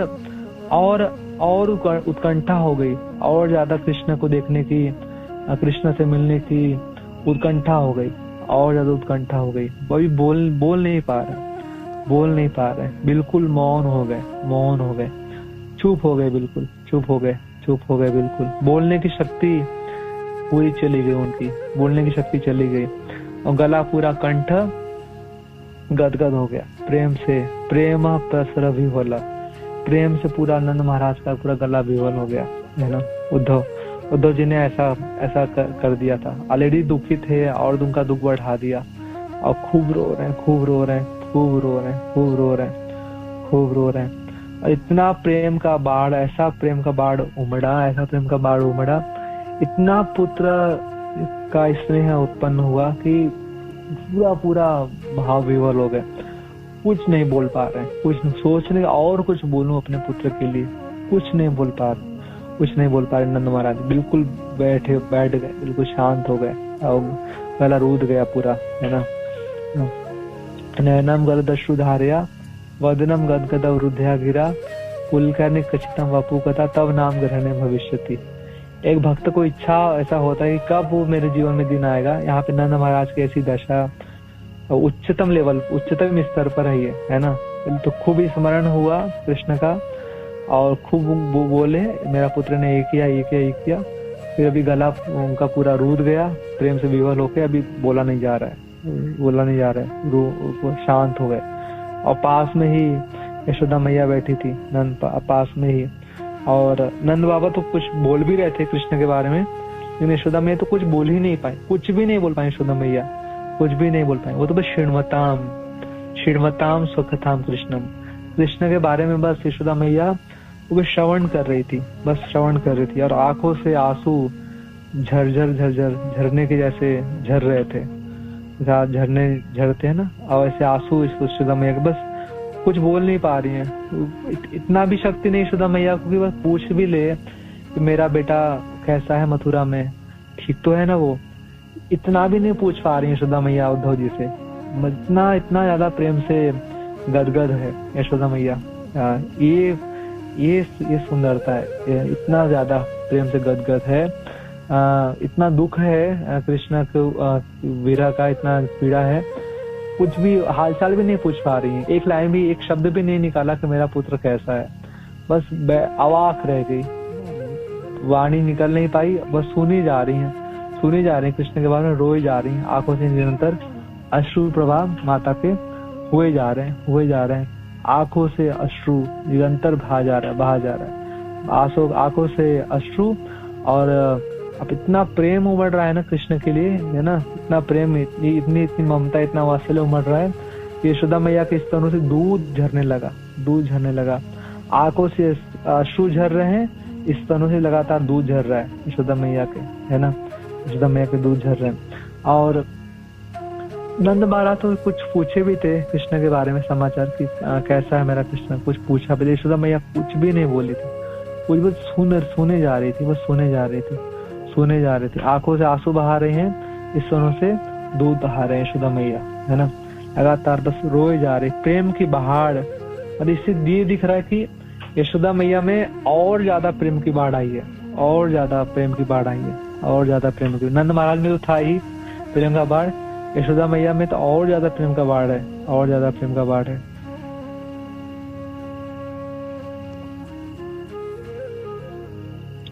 कुछ भी नहीं बोल पा रही हैं। इसलिए उद्धव जी भी इस दृश्य को देख रहे हैं, और उद्धव जी कृष्ण को प्रेम करते हैं। कृष्ण के भक्त हैं, और उद्धव जी एक भक्त के स्तरों को समझ भी पा रहे हैं, नंद महाराज और यशोदा मैया का जो स्तर उसको समझ ही पा रहे हैं। और उद्धव जी भी कहेंगे भी कि जितने भी कृष्ण के प्रेम करने वालों में है ना, कृष्ण को जो चाहने वाले हैं, कृष्ण को जो प्रेम करने वाले हैं, उन प्रेम करने वालों में नंद महाराज और यशोदा मैया वात्सल्य भाव में सर्वश्रेष्ठ है ना। कृष्ण के बहुत से प्रेमी भक्त हैं, बहुत से चाहने वाले हैं, उन प्रेमी भक्तों में वात्सल्य रति में जो कृष्ण से प्रेम करते हैं, वो वात्सल्य रति में नंद बाबा यशोदा मैया वो सर्वश्रेष्ठ है। और उसके बाद माधुर्य श्रृंगार भाव में श्री गोपीजन सर्वश्रेष्ठ हैं। लेकिन जहाँ पे वात्सल्य की बात आएंगे तो नंद महाराज और यशोदा मैया वो सर्वश्रेष्ठ है। तो रूप गोस्वामी अलग अलग स्तर बताते हैं ये कृष्ण के साथ संबंध स्थापन करने के, शांत रस, दास्य रस, सख्य रस, वात्सल्य रस और माधुर्य रस। इनमें से माधुर्य रस जो है वो सबसे श्रेष्ठ है, परिपूर्णतम है। ये माधुर्य रस परिपूर्णतम है। भगवान को अपना प्रीतम मानना, भगवान को अपना भक्त, भगवान को अपना प्रीतम माने, सर्वश्रेष्ठ रस है। परिपूर्णतम, गुड बेटर बेस्ट होता है तो परिपूर्ण, परिपूर्णतर, परिपूर्णतम। तो माधुर्य रस परिपूर्णतम है। कृष्ण को प्रेम करने की जो सर्वश्रेष्ठ जो सीमा है वो माधुर्य रसों में आती है। लेकिन ये जो वात्सल्य रस है ना, ये लगभग समकक्ष है माधुर्य रसों के, ऑलमोस्ट समकक्ष है वात्सल्य। इसमें भी बहुत ममता है कृष्ण की, अत्यधिक ममता है, इसमें ममता है। थोड़ा सा जो वात्सल्य रस में जो कम होता है, थोड़ा सा कम होता है ना, वो होता है सर्वात्म समर्पण। माधुर्य रस में सर्वात्म समर्पण होता है, पूरा पूरा अंगदान भी हो जाता है, लेकिन वात्सल्य रस में सर्वात्म समर्पण का थोड़ा सा कम ही होता है। अदरवाइज तो ऑलमोस्ट इसमें प्रगाढ़ ममता रहती है वात्सल्य रसों में कृष्ण के लिए। बाकी के 4 गुण तो इसमें रहते ही है, पूरे रहते हैं वात्सल्य रसों में। तो माधुर्य रस परिपूर्णतम भाव है भगवान के प्रति प्रेम में, लेकिन वात्सल्य रस भी कम नहीं है। वात्सल्य ऐसा भावना भी बहुत अच्छा है कि अगर कोई भगवान को अपना पुत्र मानता है, भगवान को अपना कोई पुत्र माने और पुत्र मानकर भगवान का योगक्षेम करे, भगवान की चिंता करे, कृष्ण का देखभाल करने का भावना रहे, कृष्ण का टेक केयर करने का भावना रहे। कृष्ण तो मेरे ऊपर निर्भरित है, मैं कृष्ण का देखभाल नहीं करूंगा तो फिर कृष्ण का काम नहीं चलेगा। कृष्ण कैसे, कृष्ण बीमार पड़ जाएगा। कृष्ण का योगक्षेम चिंता करना, माता जैसे अपने पुत्र की चिंता करती है, नहलाती है, कपड़े पहनाती है, भोजन कराती है, बचाती है, तो ऐसे ही कृष्ण का, भगवान का योगक्षेम करने का भावना वात्सल्य रति बहुत अच्छा भावना है, बहुत अच्छा भावना है। इसके बाद की जो भावना आती है उससे ऊंचा वो माधुर्य रति है। तो यहाँ पे उद्धव जी पहले बहुत बड़े विद्वान है और वो भक्ति के स्तरों को जानते हैं, खूब जाने हैं भक्ति के स्तरों को, खूब ज्ञान लिया है, भक्ति का ज्ञान लिया है उन्होंने। लेकिन आज उस ज्ञान का प्रैक्टिकल डेमो देख रहे हैं वो ब्रज में बैठ के। आज वो ज्ञान मतलब सच में इतना भगवत प्रेम का जो प्रकाश हो रहा है नंद बाबा यशोदा मैया में, वो आज देख रहे हैं कि किस प्रकार से जो संपूर्ण ब्रह्मांड के पिता हैं, अखिल ब्रह्मांड नायक, संपूर्ण ब्रह्मांड के पिता हैं, सबके सृजन करने वाले हैं, उन भगवान कृष्ण के प्रति उनको अपना पुत्र मान के रखना, उन भगवान की पुत्र जनित मोह करना, पुत्र जनित प्रेम करना, पुत्र जनित चिंता करना, क्या ये उद्धव जी देख रहे हैं। उनको बहुत उद्धव जी आज पता चल पा रहे हैं कि वास्तव में भक्ति कहते किसे हैं, भाव क्या है ना। उद्धव जी इसको देख पा रहे हैं, है ना, उद्धव जी इसको देख पा रहे हैं। और यहाँ पे उद्धव जी ये भी देख रहे हैं कि इतना ज्यादा ऐश्वर्य भाव का वर्णन हुआ है ना कृष्ण का, फिर भी नंद महाराज का वात्सल्य रति शिथिल नहीं हो पाया। वात्सल्य का जो भावना था उसमें कमी नहीं आ पाया, कभी थोड़ा भी कमी नहीं आया, है ना।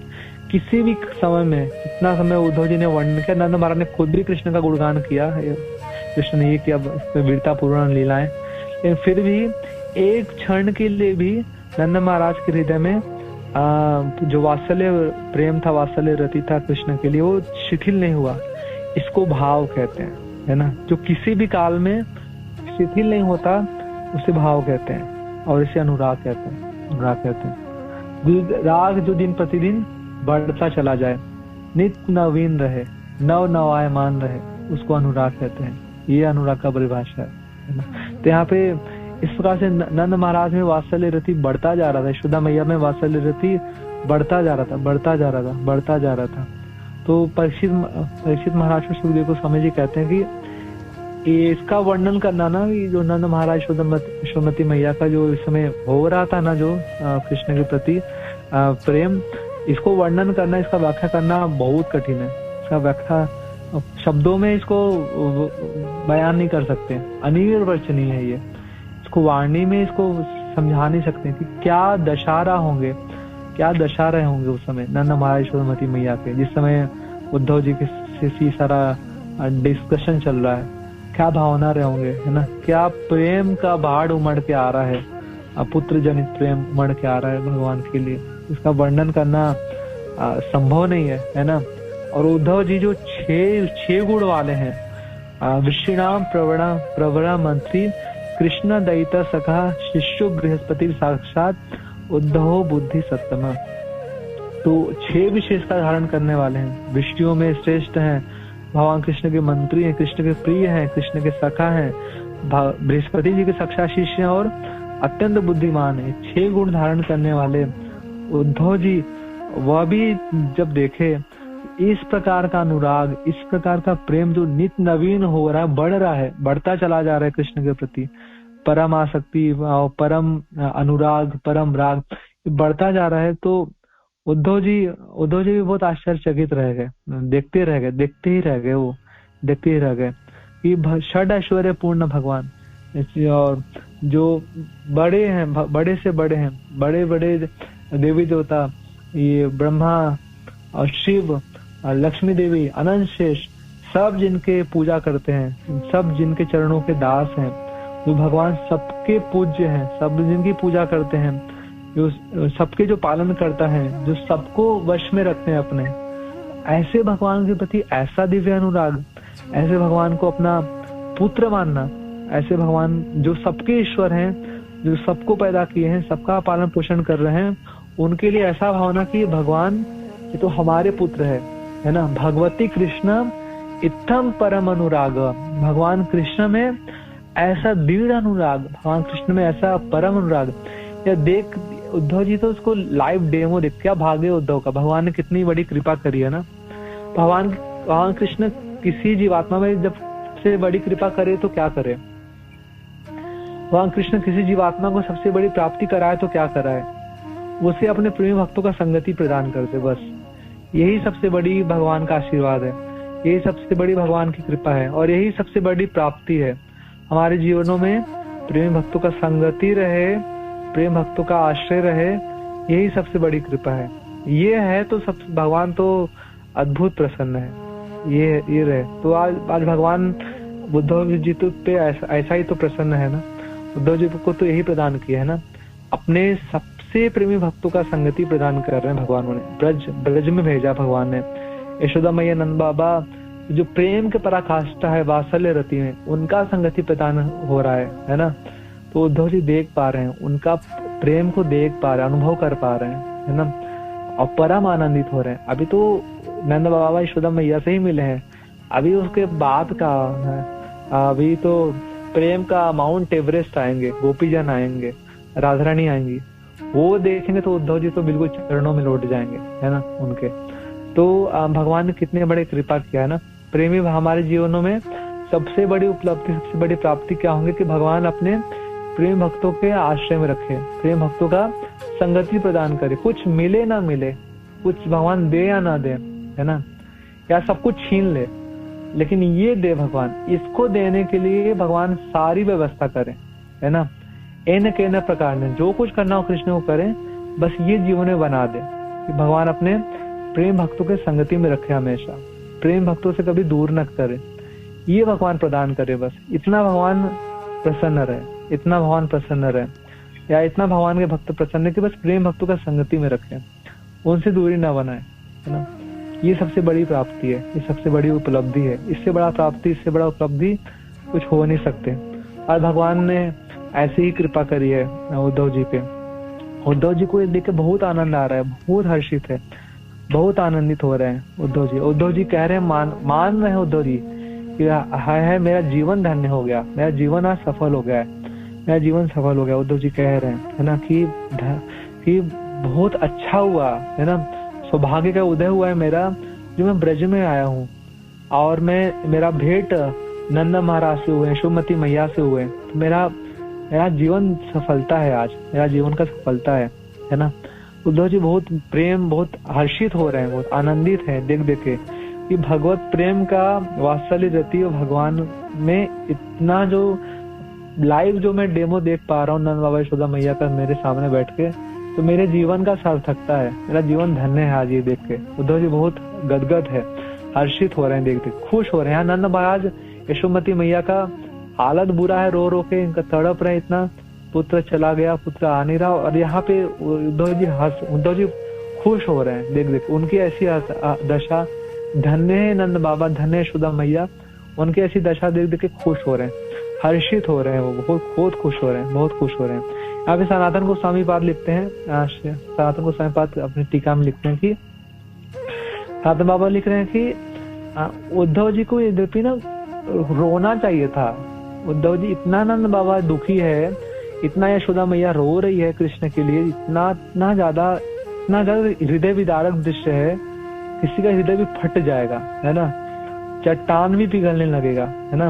ये दृश्य देख के इतना पुत्र जनित पीड़ा है, मोह है, इतना पुत्र से वियोग है, ये पीड़ा देख के नंद बाबा यशोदा मैया का ना पत्थर भी पिघलने लगे। उद्धव रो नहीं रहे हैं, उद्धव को रोना आना चाहिए ना। सनातन बाबा कह रहे हैं, सनातन गोस्वामी पाद कह रहे हैं, उद्धव जी को रोना आना चाहिए, उद्धव जी को रोना आना चाहिए। लेकिन उद्धव जी यहाँ पे रो नहीं रहे हैं, उद्धव जी तो आनंदित हो रहे हैं, उद्धव जी तो आनंदित हो रहे हैं, है ना। उद्धव जी तो आनंदित हो रहे हैं और इसका कई कारण भी है। सनातन बाबा अपनी भाव व्यक्त कर रहे हैं, तो उद्धव जी को तो यहाँ पे रोना चाहिए था, वो तो आनंदित हो रहे हैं, है ना। वो आनंदित क्यों हो रहे हैं? क्योंकि इतना ऊंचा स्तर है नंद बाबा और यशोदा मैया का, इतना भक्ति का इतना ऊंचा स्तर है, प्रकाश स्वतः प्रकाश हो रहा है कृष्ण के प्रति वात्सल्य प्रेम। ये देख के उनको अच्छा लग रहा है कि मैं देख पा रहा हूँ, मैं भाग्यशाली हूँ, मैं देख पा रहा हूँ इसको, मैं ना इसका साक्षी बनाऊं। ये खुश हो रहे हैं, लेकिन साथ में वो कह रहे कि नहीं, उनको रोना आना चाहिए ना। क्यों नहीं रो पा रहे हैं? उनको रोना चाहिए। उद्धव जी को ही मस्ट क्राई, उनको रोना चाहिए, उनको रोना चाहिए। साथ में बाबा अपनी भावना व्यक्त करते हैं, उनको रोना चाहिए। तो एक्चुअली क्यों नहीं रोते हैं, कई कारण है। तो एक तो सुख देने गए है ना, नंद बाबा यशोदा मैया को सुख देने गए हैं, उनको समझाने गए थे, है ना। उनको समझाने गए थे कि आप इतना दुखी मत होइए कृष्ण के लिए, थोड़ा सा धैर्य धारण करिए, शांति बनाए रखिए, शांत हो जाइए। तो समझाने गए थे, खुद ही रोने लगेंगे तो समझाएगा कौन उनको, समझाएगा कौन, है ना। और इतने बड़े विद्वान है उद्धव जी, कृष्ण के सखा है ना। और कृष्ण ने उनको समझाया भी था, बोला भी था कि तुम कैसे भी करके ना उद्धव मेरे माता पिता को सुख दे के आना, तुम बहुत चतुर हो, बोलने में बहुत एक्सपर्ट हो, है ना, तुमको संभाल सकते हो, वो थोड़ा ढांढस बंधाना, सुख देना, समझाना, है ना, समझाना। तो ये नंद महाराज रो रहे थे, यशोमती मैया वो पास में बैठी थी, वो भी बिल्कुल झरझर उनके आंसू बिल्कुल गिरे जा रहे थे, है ना। और इसमें क्या सही था? अगर उद्धव जी भी रोने लगते, उद्धव जी भी नंद बाबा के गलवाही दे के गले पकड़ के वो भी रोते, जोर से फूट के रोते, तो क्या उनका दुख और बढ़ता ना। वो कैसे तो समझाने गए थे, तो रोना बिल्कुल भी उचित था नहीं। और उनको रोना आ भी नहीं रहा था, उद्धव जी को कोई रोना आ भी नहीं थी। झूठ मूठ का जैसे कोई रो देते उद्धव जी, रुलाई तो अपने आप आएगी ना, और उनको रोना आ भी नहीं रहा था। ऐसा नहीं कि कल समझाने के लिए, दिखावे के लिए अपने आंखों को, अपने रुलाई को रोक रहे हैं। उनको रुलाई आ ही नहीं रही है, उद्धव जी को रुलाई आ ही नहीं रही है। उनका तो परम आनंद में हो गए उद्धव जी तो परम आनंद में, दिव्य भगवत प्रेम का जो स्तर देखा ना, उद्धव जी कह रहे हैं कि वो बोले कि मैंने देखा है भगवान का प्रेम का स्तर। बोले मैं रहा हूँ मथुरा में भी, वहां भी वसुदेव जी और देवकी मैया, उनका भी, वो भी प्रेम करते हैं कृष्ण को, पुत्र जनित उनका भी प्रेम है, लेकिन वो शिथिल पड़ जाता है जब भगवत्ता हावी होती है ना, तो वो शिथिल पड़ जाता है पुत्र में। वो समझते हैं कि मेरा पुत्र भगवान है, और वो ऐसा डीलिंग भी कर लेते हैं, है ना, आदर पूर्ण सम्मान, वैसा डीलिंग भी हो जाता है उनका। लेकिन यहाँ पे जो देख रहे हैं ना, तो वो कह रहे हैं कि ये ऐसा जो प्रेम है ना, आपके जैसा नंद बाबा और यशोमती मैया का प्रेम, ये तो श्लाघ्यतम है, श्लाघ्यतम प्रेम है ये, है ना। सबसे श्रेष्ठ, सबसे प्रशंसनीय है ये भगवान के प्रति पुत्र भाव, सबसे प्रशंसनीय है आपका जो प्रेम है ये, है ना। और उनको आनंद आ रहा था, उद्धव जी को इसमें बहुत आनंद आ रहा था। नंद महाराज तो दुख में थे, लेकिन उद्धव जी जो जानते हैं ना कि उद्धव जी तो समझ रहे हैं ना, वो तो ज्ञान में है। उद्धव जी समझ रहे कि भगवान के लिए जो दुख होता है, जो प्रेम है, जो रोना है, शरीर में जो विकार उठता है, वाणी में विकार होता है, ये तो परम भाग्य की बात है। सब लोगों को कहाँ होता है ना, सब लोगों को कहाँ होता है ना। लेकिन जिसको होता है ना, गौरांग वलिति हबे पुलक शरीर, तो जिसको भगवान के नाम बोलने से जिसके शरीर में पुलकित, है ना, रोमांच हो जाए, गला रुद्ध जाए, है ना, आंखों से अश्रु बहने लगे, है ना, कंठ रुद्ध हो जाए, तो भाग्यवान है ना, भाग्यवान जाने वो लोग। तो उद्धव तो समझ रहे थे कि अतीव भाग्यशाली है ये नंद बाबा यशोदा मैया, अद्भुत भाग्य वाले हैं। तो ये सब इसलिए इधर देख के ना उद्धव जी दुख का अनुभव नहीं कर रहे थे, सुख अनुभव कर रहे थे। और ये सब देख के नंद महाराज के परम प्रेम को देख के वो सुखी थे और भगवान को धन्यवाद दे रहे थे कि बहुत बहुत धन्यवाद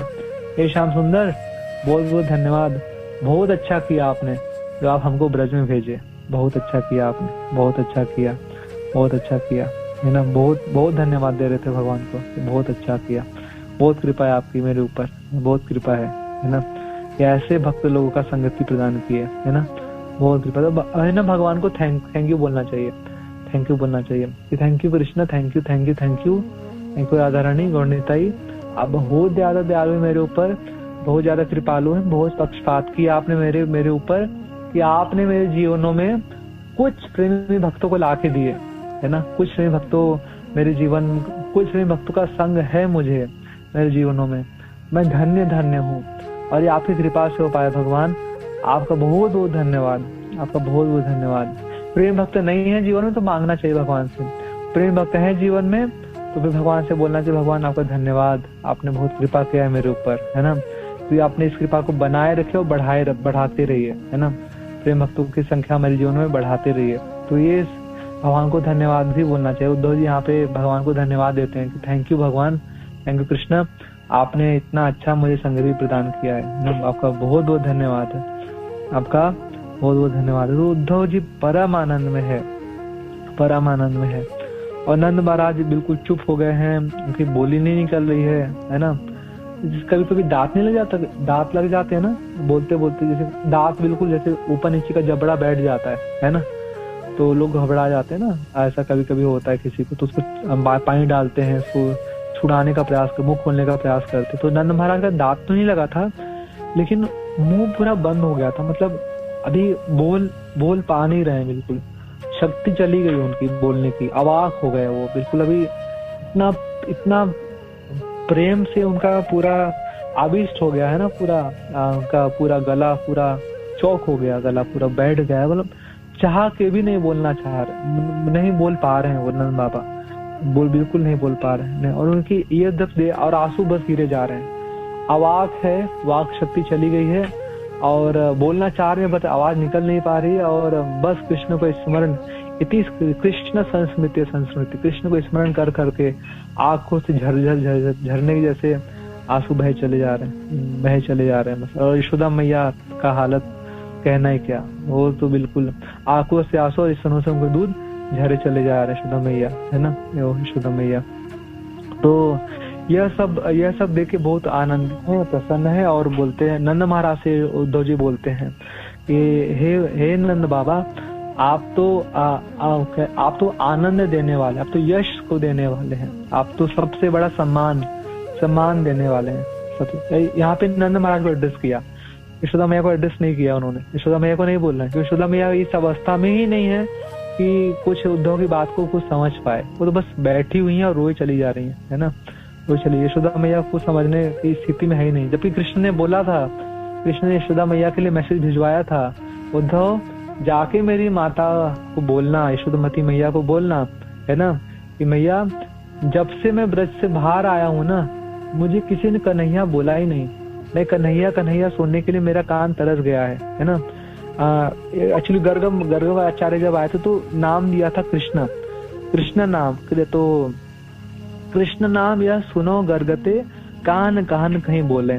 तो ब्रजवासी लोग ने जब नाम सुने, नंद महाराज अनाउंसमेंट किए, पुत्र का नाम कृष्ण है, तो कृष्ण नाम जब सुनाई पड़ा ना, तो लोग सब कृष्ण लोगों ने नहीं बोले, सब लोगों ने उन्हें कनुआ कान कन्हैया कृष्ण का ही है ये, मतलब एक भ्रंश है, मतलब निक ब्रजवासी कृष्ण को निक नेम ऐसा बुलाते हैं, कानू कनुआ कन्हैया खाना ऐसे बुलाने लगे। नंद बाबा यशोदा मैया ऐसी प्रेम से उच्चारित करने लगे, है ना। कृष्ण नाम तो उनको अटपटा सा लगता है, कृष्णा, है ना।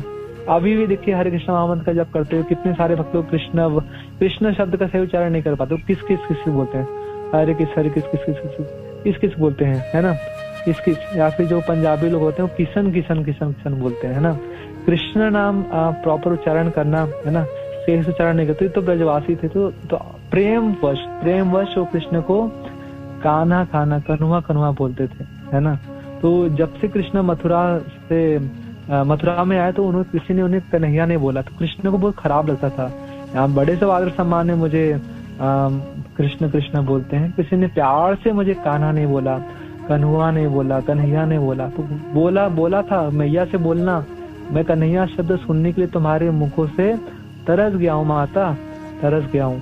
तो लेकिन उद्धव जी बोल ही नहीं रहे, है ना। और वो भी कहा था कि देखो यहाँ पे मुझे ना, मैं खाने पीने का भी दिक्कत है, यहाँ पे बड़ा दुखी हूँ मैं। वहाँ पे सुबह सुबह माखन मिलता था, शाम में वो धारोष्ण गरम गरम गाय थन से निकला नन्ना मावा दूध पिलाते थे, गर्मा गर्म दूध गाय के थन से डायरेक्ट मुंह में आता था भगवान के, है ना।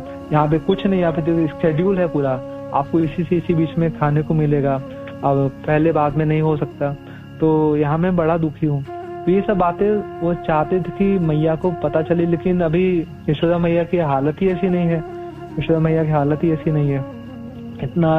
तो वो बस इसीलिए उद्धव जी उनको बस नंद महाराज को बोल रहे हैं, नंद महाराज को ही बोल रहे हैं कि बाबा आपने मेरा बहुत बड़ा सम्मान किया है, आपने मेरा बहुत बड़ा सम्मान किया है। मेरा ब्रज में सबसे बड़ा सम्मान ये हुआ कि मुझे आपका और ये यशोमती मैया का दिव्य प्रेम देखने को मिला है। दिव्य, भगवान के लिए ऐसा अनुरक्ति श्लाघ्यतम है। सब श्लाघ्य मतलब बढ़ाई, ऊंचा। तो सबसे ज्यादा प्रशंसनीय जो आपका प्रेम है ना, ये मुझे देखने को मिला, है ना। ये मेरा सबसे बड़ा सम्मान है ब्रज में, सबसे बड़ा सम्मान है, सबसे बड़ा मेरा सम्मान हुआ है ना। जो संपूर्ण संसार के माता पिता हैं, है ना, अखिल गौरव, है ना, उनमें ऐसी पुत्र जैसी मति है आप दोनों की, है ना। तो सब और उनको अपना पुत्र मानते हैं आप, उनके लिए चिंतित रहते हैं, उन पर इतना अपना वात्सल्य प्रेम लुटाते हैं। तो धन्य है आप, धन्य है आप दोनों, धन्य आप दोनों, धन्य आप दोनों। तो यहाँ पे कह रहे हैं ना श्लाघ्यतम है, यहाँ पे समस्त जीवों में नहीं बात कर रहे हैं, समस्त भक्तों में बात कर रहे हैं। ये जीवों में बात करें तो समस्त जीवों में श्रेष्ठ जीव होता है मनुष्य। 80 लाख यूनिट तो निकाल दीजिए, मनुष्यों में भी सर्व अच्छा माना जाता है जो वेद युक्त आचरण करता है, और उसमें भी श्रेष्ठ होते हैं भक्त लोग, है ना, जो कृष्ण के प्रति अनुरक्त होते हैं। भक्त लोगों में भी ऐसी रति, वात्सल्य रति, है ना, जो कृष्ण को अपना पुत्र माने, कृष्ण को अपना पुत्र माने, ये बहुत अच्छी रहती है, ये बहुत अच्छी रहती है ना, अच्छी रहती है। ऐसी बाकी कृष्ण के साथ ही अपना संबंध बनाना चाहिए। बाकी संसार के साथ जो भी संबंध है, दैहिक संबंध, वो तो क्षणिक है, तो कुछ क्षण के लिए होता है, वो हमेशा के लिए नहीं होता। हमारा कोई जन्म होता है, हमारे कोई माता पिता बनते हैं, कोई माता बना, कोई पिता बना, कोई भाई बना, बहन बना, लेकिन ये क्षणिक संबंध है, कुछ क्षण के लिए रहता है। या चलो विवाह हो गया तो पत्नी बना, पति बना। अगर ये कब तक संबंध रहेगा, मैक्सिमम टिकता संबंध कब तक है, जब तक शरीर रहता है, शरीर रहता है तब तक संबंध रहता है। अगर किसी का शरीर रहते तक पूरा संबंध निभ जाता है तो उसको बोलते हैं पक्का संबंध है, पक्का संबंध है। लेकिन आजकल ऐसा होता नहीं है, संबंधों में खटास आ जाती है ना। इवन पति पत्नी में भी देखा जाता है आजकल की पति पत्नी साथ में शादी हुए और कुछ ऐसी बात हो गई कि पति पत्नी में भी खटास हो गया तो अलगाव हो गया, तो जीवन भर संबंध निभ नहीं पाता है ना। तो संबंधों में अलगाव हो जाते हैं, है ना, खटास खटपट हो जाती तो अलगाव हो जाता है, संबंध विच्छेद टूट जाता है, बिगड़ जाता है ना। लेकिन भगवान का संबंध नहीं है, भगवान के साथ ही जीव का जो संबंध है वो वास्तविक संबंध है, स्वाभाविक संबंध है, और ये कभी टूटने वाला है नहीं, कभी टूटने वाला है नहीं। हमें अगर जीवात्मा नीचे भी गिर जाता है, नीचे किसी योनि में भी गिर जाता है, तो भी भगवान साथ में ही रहते हैं, हमेशा परमात्मा रूप में हृदय में ही रहते हैं। तो भाग्यवान है वह जीव, है ना, जो भगवान के साथ संबंध को जोड़ते हैं, किसी न किसी संबंध को जोड़ते हैं, है ना। यहाँ पे तात्पर्य होगा ना कि जन्म मृत्यु चक्र को भेदना है, क्या करना है कि भाग्यशाली बनना है, भगवान के साथ किसी संबंध को जोड़ना है। और उसमें भी अगर किसी रति में जुड़ गया, भगवान के हम अपना स्वामी माने, भगवान के हम दास बन जाए, भगवान के मित्र बन जाए, भगवान के नंद बाबा यशोमती मैया जैसा वात्सल्य रसों में आ जाए, उनको पुत्र मान के व्यवहार करें, या गोपी जनों के जैसे, मंजरी को जैसे श्रृंगार रसों में आ जाए, प्रेमी बन जाए उनके भगवान के, प्रेम उनको अपना प्रेमी समझ के उनके साथ भगवान के साथ व्यवहार करें, तो हमारा जीवन का धन्यता, हमारे जीवन का सार्थकता है। तो भगवान के साथ किसी न किसी संबंध, कोई न कोई संबंध बनाना चाहिए। और यहाँ पे जो इतना ऊंचा जो संबंध प्रकाशित कर रहे हैं नंद बाबा यशोमती मैया, है ना, भगवान को अपना पुत्र मान के व्यवहार कर रहे हैं, वो श्लाघ्यतम है, सबसे ज्यादा प्रशंसनीय है। तो उद्धव जी धन्य मान रहे हैं, भगवान को धन्यवाद दे रहे हैं ऐसे संबंध को दिखाने के लिए, ऐसे सुंदर प्रेम को प्रकट करने के लिए उद्धव जी के सामने। Thank you very much. Hare Krishna. Jagat Guru Srila Prabhupada की जय, गुरु महाराज की जय, और भक्त वृंद की जय। तो आप लोग कोई प्रश्न है, कुछ ऐड करना चाहते हैं तो कर सकते हैं प्लीज।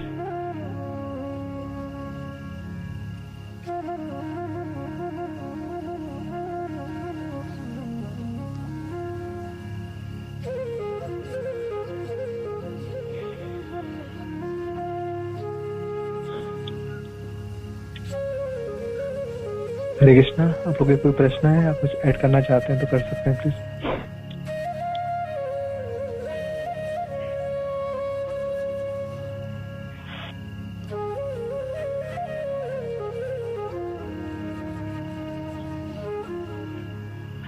हरे कृष्णा प्रभु जी, दंडवत प्रणाम।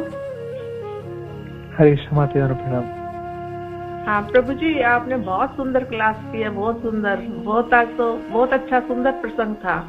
लेकिन मैं एक चीज जानना चाहती हूँ, जैसे इसमें उनकी माता का भी प्रेम था, औरों का भी प्रेम था, तो इसमें क्या ये प्रेमा भक्ति थी, प्रेमा भक्ति और ये सब शामिल था ना इसमें, श्रृंगार रस?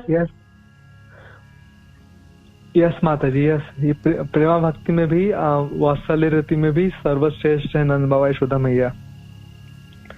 और भक्ति भाव भी था इसमें। बिल्कुल बिल्कुल बिल्कुल माता जी, यस। इतने ऊंचे भक्त हैं, इतना प्रेम है, तभी तो भगवान ने उनको अपने माता पिता के रूप में चुने हैं ना। ये शाश्वत माता पिता है भगवान के। मैं यही सोच रही थी, इसलिए मैंने अपने भाव को पूछा आपसे कि मैं क्या गलत तो नहीं सोच रही थी ऐसा। बिल्कुल माता जी। हरे कृष्णा माता जी। हरे कृष्णा, हरे कृष्णा।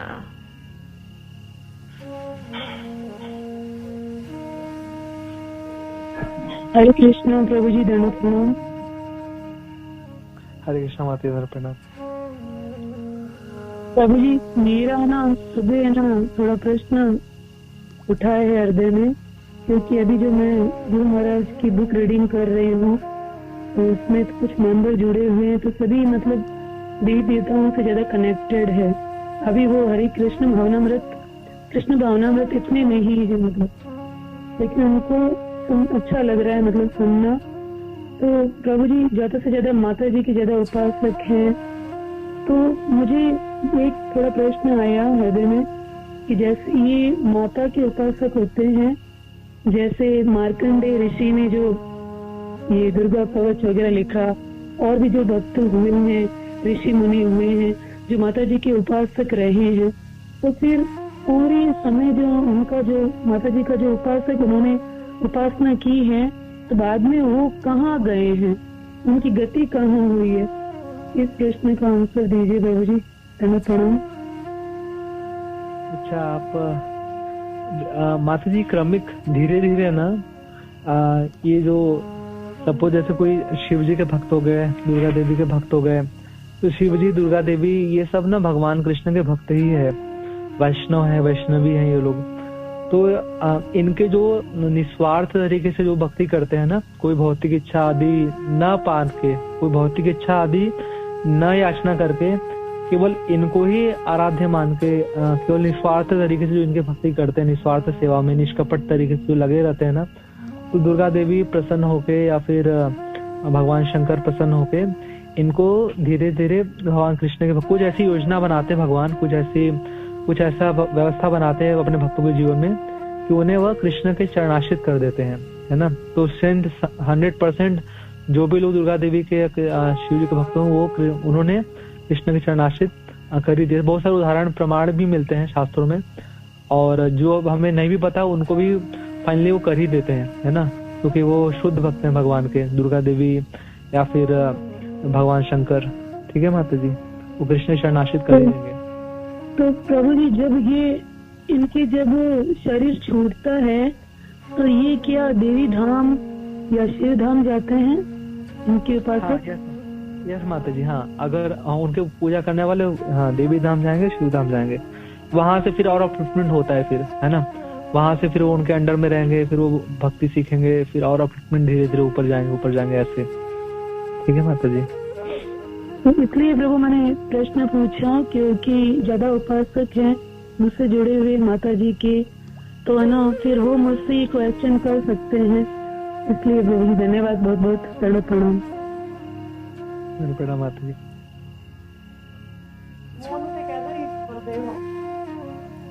हरे कृष्णा प्रभु जी, दंडवत प्रणाम। मेरा प्रणाम माता जी। प्रभु जी अभी आपने जब ये विवेचन कर रहे थे तो उसमें बहुत सुंदर लाइन बताई, अंगानी ऐसे सकलेंद्रिय वृत्ति बनती श्री गोविंद श्रोतम की। तो प्रभु जी आपने बताया कि इसमें भगवान अपने आनंद से हर कार्य कर सकते हैं, जैसे आंखों से भी गर्भवत कर सकते हैं पृथ्वी माँ को। तो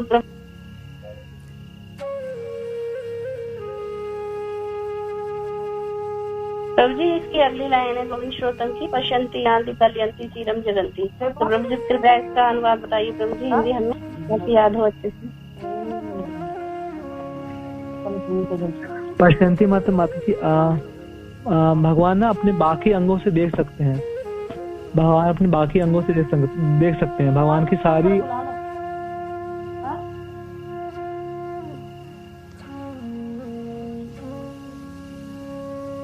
हरे कृष्णा। हाँ माता जी, भगवान अपने बाकी सारे अंगों से ना देख सकते हैं, है ना। ठीक है माता जी, ये इसका अनुवाद है। पश्यंती मतलब देखना होता है, सकल इंद्रिय मतलब बाकी इंद्रियों से। ठीक है, बाकी अंग भगवान के देखने कार्य कर सकते हैं। प्रभु जी आनंद चिन्मय सुदर्शन विग्रह से, आनंद चिन्मय मतलब भगवान का जो विग्रह है ना वो आनंद का भगवान विग्रह है, आनंद से भगवान बने हुए हैं, सच्चिद आनंद चिन्मय है भगवान, है ना, चिन्मय है। और सद उज्ज्वल है ना, उज्ज्वल है भगवान, है ना, हमेशा प्रकाशमान रहते भगवान, प्रकाशमान रहते हैं। और आनंद चिन्मय से भगवान का शरीर का निर्माण हुआ है। सत है भगवान, चिन्मय है, और आनंद तत्व से भगवान का शरीर का निर्माण हुआ। उसमें कोई भी गंदगी नहीं है भगवान के शरीर में, खून हड्डी मांस आदि नहीं है। शाश्वत और चिद और आनंद, इन तीन तत्वों से मिलकर भगवान के दिव्य श्री विग्रह का निर्माण हुए हैं। और उज्जवल रहते भगवान हमेशा, है ना, सद उज्जवल, है ना, हमेशा प्रकाशमान रहते भगवान, प्रकाशमान रहते हैं। ब्रह्म ज्योति के स्रोत है भगवान। हरे कृष्ण प्रणाम माता जी।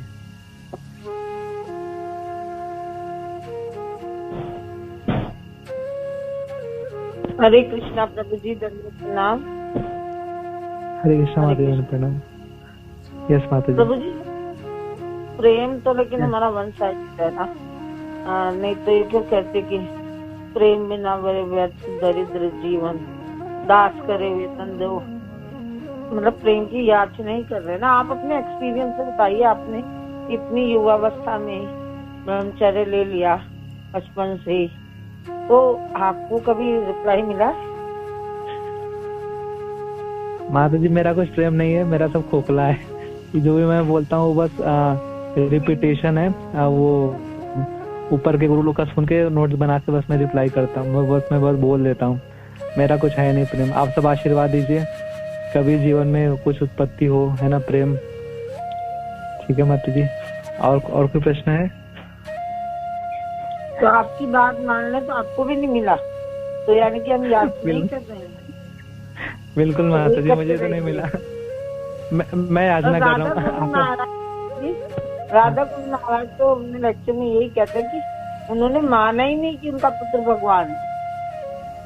उद्धव जी बहुत तरीके से उनको कहते रहे, बड़ा भगवत ज्ञान देते रहे, लेकिन उन दोनों ने माना ही नहीं। नंद महाराज माने ही नहीं कि उनका पुत्र भगवान है।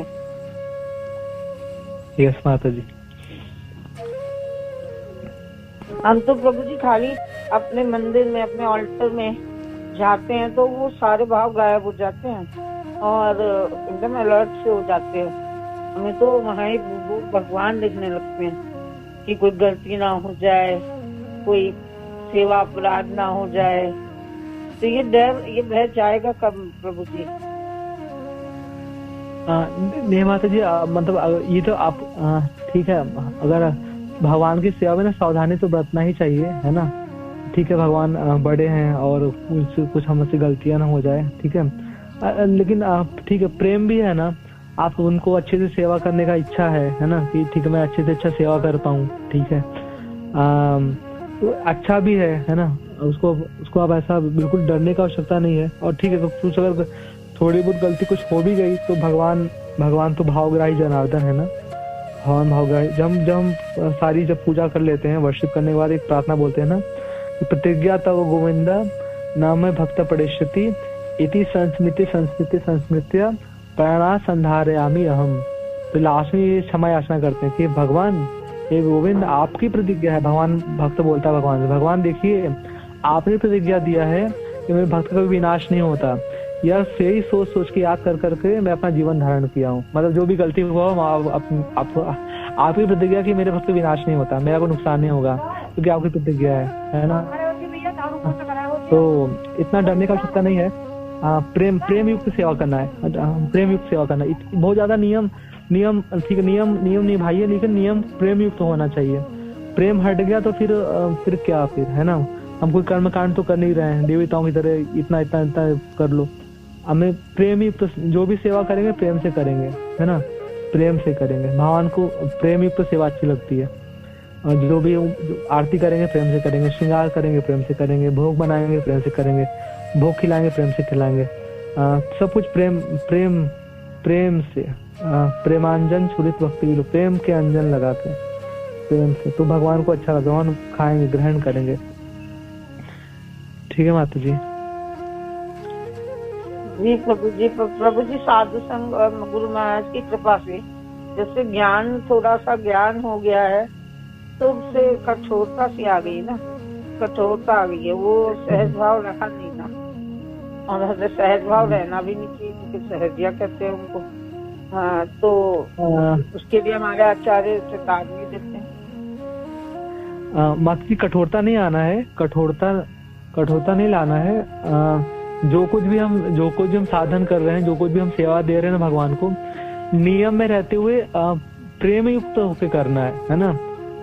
नियम जो भी हमारे नियम है ना, वो तो भगवान के प्रेम में आगे बढ़ाने के लिए ना, वो कठोर बनाने के लिए थोड़ी हमें कि हमारा हृदय बिल्कुल कठोर बन गया, है ना। कठोर बनाने के लिए नहीं, तो हमारे हृदय और सॉफ्ट हो जाए और हमारे हृदय पिघलने लगे, गदगद होने लगे, है ना, प्रेम में भगवान के।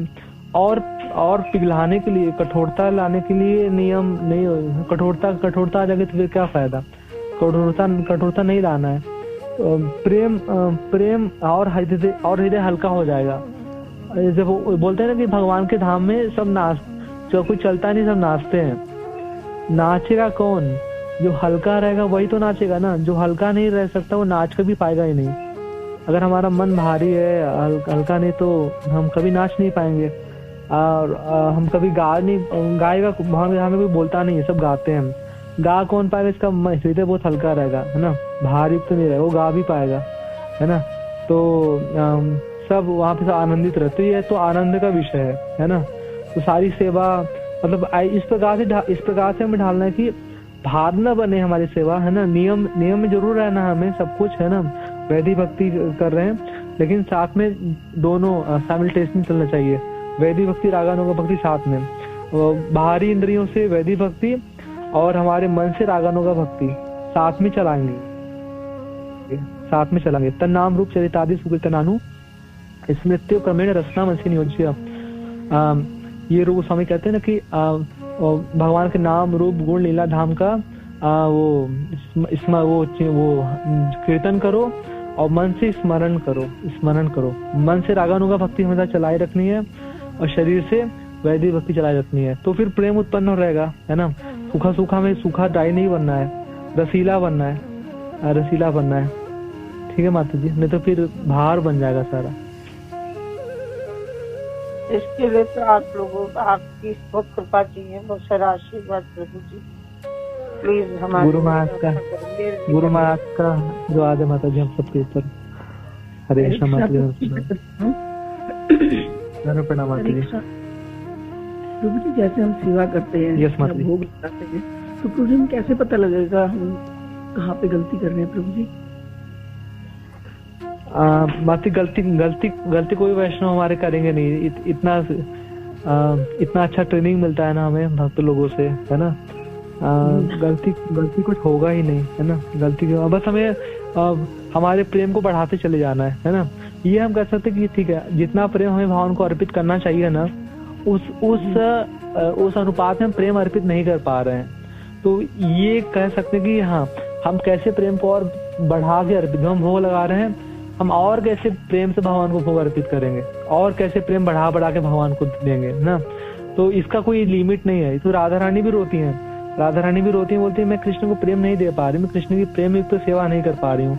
राधा रानी अपना सिर पकड़ के रोती हैं बैठ के, मैं अच्छा सेवा नहीं दे पा रही, मैं तो राधा रानी को भी ऐसा लगता है। तो राधा रानी जो पूर्णता की सीमा है ना, परफेक्शन की परफेक्शन है राधा रानी भी रोती हैं, अभी तक रोती है राधा रानी। बस राधा रानी यही दुख है, राधा रानी को हर दिन दुखी होती, रोती रहती हैं कि मैं सेवा नहीं ढंग का दे पा रही, मैं प्रेम नहीं कर पा रही हूँ कृष्ण को, है ना, मैं अच्छी सेवा नहीं दे पाती।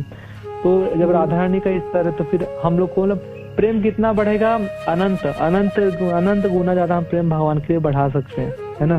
तो बस बढ़ाते रहना है, प्रार्थना करना है प्रेम भक्तों से, गुरु से, आचार्य से, प्रभुपाद से कि आप सब कृपा कीजिए, मैं प्रेम युक्त सेवा कर पाऊँ। जैसे श्यामानंद प्रभु जी कहते हैं कि जब पूजा हो जाती है उसके बाद में भगवान से कहना चाहिए कि भगवान आप हमारे हो, हम आपके हैं, हमसे कोई त्रुटि हो तो आप क्षमा करना, ऐसे प्रभु जी कहते हैं। यस माता जी। हरे कृष्ण प्रभु जी, दंडवत प्रणाम। प्रणाम माता जी। हरे कृष्णा प्रभु जी, दंडवत प्रणाम। एक छोटा सा क्वेश्चन और था प्रभु जी। यस माता जी। यस माता जी। आपने जो अभी वैद्य भक्ति का नाम लिया, तो साधना भक्ति क्या है प्रभु जी? यही माता जी, यही वैदिक भक्ति, साधना भक्ति, है ना। मतलब वैदिक भक्ति क्या होता है कि मतलब जब हमें ना स्टार्टिंग में जब हम थोड़ा मतलब हम स्वाभाविक रूप से नहीं होता है, लेकिन हम किसी के दबाव में आके कार्य करते हैं। जैसे हमारे भक्त लोग ने हमें जबरदस्ती बोले, है ना, कि आपको दिखिए, आपको सुबह सुबह ब्रह्म मुहूर्त में आपको माला करना है ना। लेकिन हमारा स्वतः का अभ्यास नहीं है, खुद का अभ्यास नहीं है कि इतना ज्यादा कृष्ण के प्रति प्रेम खुद से आ रहा है कि हमें नींद अच्छा नहीं लग रहा है, हम अपने आप इतना प्रेम उमड़ रहा है कि हमें अभी सुबह 3 साढ़े 3 बजे तो हमसे सोया ही नहीं जा रहा है। हमें हम कैसे हम सुबह उठे, कैसे हम अच्छी माला करें, कैसे मेरे कृष्ण मेरे से खुश हो जाए, राधा रानी खुश हो जाए, गौरनिताई खुश हो जाए। ये वाली भावना भी हमारे कृष्ण खुश करने के लिए है नहीं। अभी तो बस नियम लगा के ठीक है, हमें बोला गया है सुबह मुहूर्त में माला करना है तो हम करेंगे, है ना। तो ऐसे कोई भी ठीक है, हमारे गुरु बोले हैं, आचार्य बोले हैं, भक्त बोल रहे हैं, शास्त्र बोल रहे हैं, तो करना पड़ेगा, ये समझ के हम करते हैं, है ना। मतलब खुद से कोई प्रेम युक्त व्यवहार नहीं है, तो इसको फिर इसमें आते हैं, मतलब वैधि, है ना, वैधि मतलब नियम कानून का। ठीक है माता जी ना। यस। लेकिन साधना का पूछा है मैंने प्रभु जी, वैदिक का नहीं, साधना। मैं साधना ही बता रहा हूँ, वैदिक साधना भक्ति। अच्छा, वैदिक साधना, इसे ही साधना वैदिक सब बोलते हैं। यस माता जी, यस माता जी। ठीक है। हरे कृष्ण प्रभु जी। हरे कृष्ण माता जी। प्रणाम माता जी। चैतन्य शिक्षाष्टकम में जो 7 श्लोक है, युगायितम निमेषेन चक्षुषा, ये हम बोलते हैं, पर हमें ऐसी कुछ वीरा ऐसा कुछ होता नहीं, तो हम ये झूठ बोल रहे हैं क्या? मेरे को समझ नहीं आता कुछ इस बारे में थोड़ा सा। माता जी, ये तो भगवान चैतन्य महाप्रभु बोले हैं ना। हम तो बस चैतन्य महाप्रभु, हम झूठ नहीं बोलते हैं, हम तो बस चैतन्य महाप्रभु की प्रार्थनाओं को दोहरा रहे हैं, है ना। ये प्रेम का बहुत ऊंचा लक्षण है ना, कि कृष्ण के वीरा के बिना एक पल भी युगों के समान लगने लगे, तो बहुत अच्छा लक्षण है, ऊंचा स्तर है, भगवान चैतन्य महाप्रभु का है। हम ही प्रार्थना दोहरा रहे हैं, है ना, कि कभी हमारे जीवन में, है ना, कभी, है ना, हमारे जीवन में कभी भगवान चैतन्य महाप्रभु प्रसन्न हो जाए, नित्यानंद गुरु प्रसन्न हो, गुरु प्रसन्न हो, वैष्णव प्रसन्न हो, हमारे जीवन में कभी ऐसा दिन आए, है ना, कि हमें भी एक एक पल कृष्ण के बिना ऐसा लगे। अभी है नहीं, हम हमारी वास्तविकता जानते हैं, हम ये नहीं करें कि हम ही कह रहे हैं। भगवान चैतन्य महाप्रभु का ऐसा स्तर है, प्रेम भक्तों का ऐसा स्तर होता है, हमारा स्तर नहीं है। हाँ, लेकिन हम प्रार्थना तो कर सकते हैं ना उनकी जैसी, है ना, उनकी प्रार्थना कर सकते हैं कि आप कृपा करिए कभी मैं विशुद्ध भक्त बन पाऊँ, मैं भी प्रेम भक्त बनूं, मैं भी ऐसा कुछ आस्वादन कर पाऊँ मेरे जीवनों में, आप सब कृपा रखिए। ऐसी भावना करके प्रार्थना बोलनी चाहिए। ठीक है माता जी।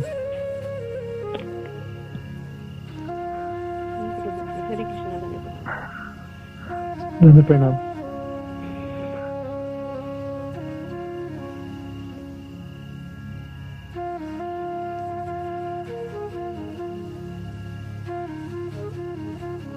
हरे कृष्णा। प्रभु जी फिर और कोई प्रश्न है, फिर ओवर करेंगे आप प्रभु जी।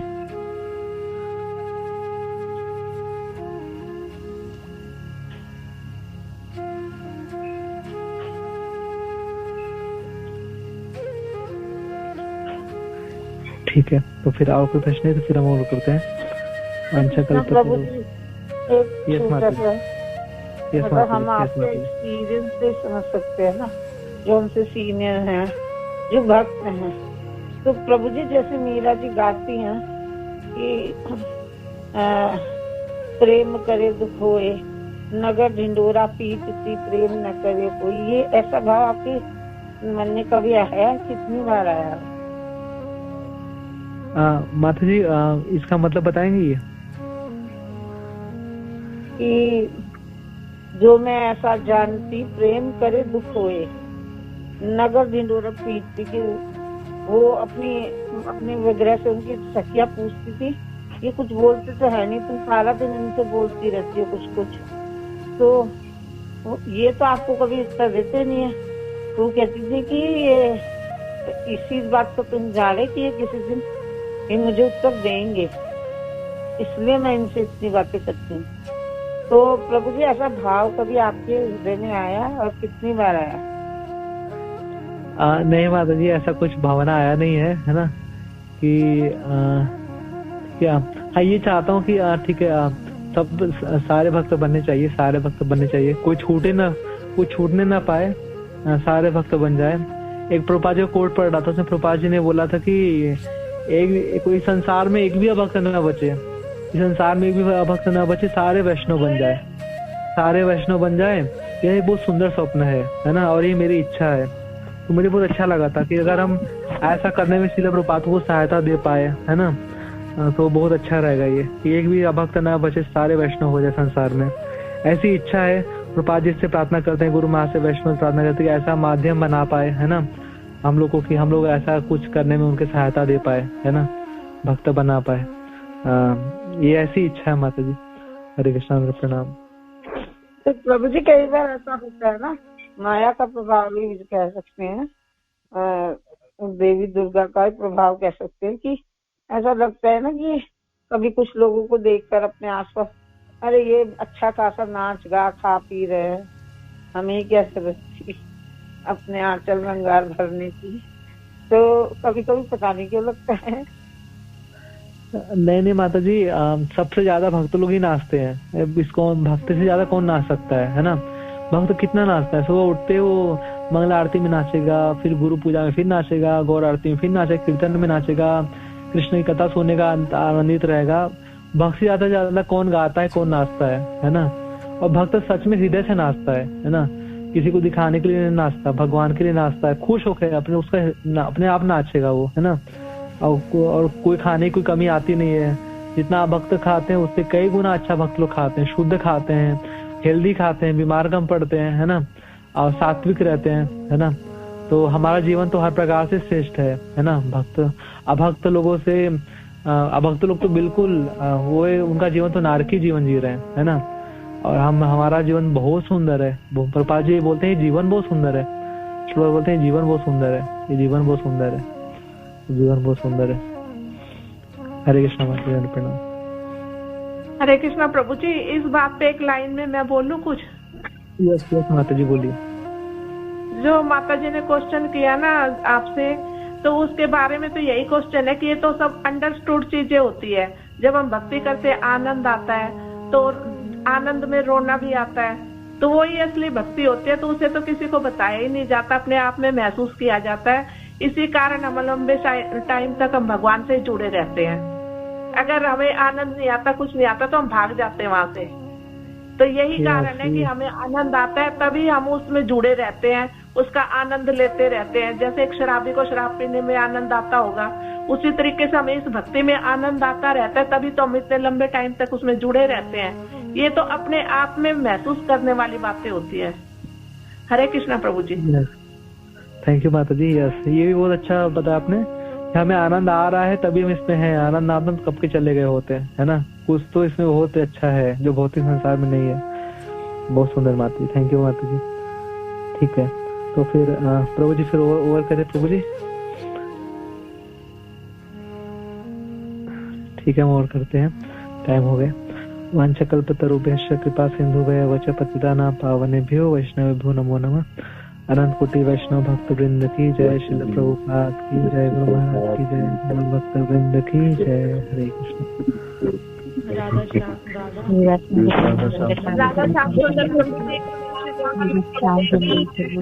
राधा श्याम सुंदर प्रभु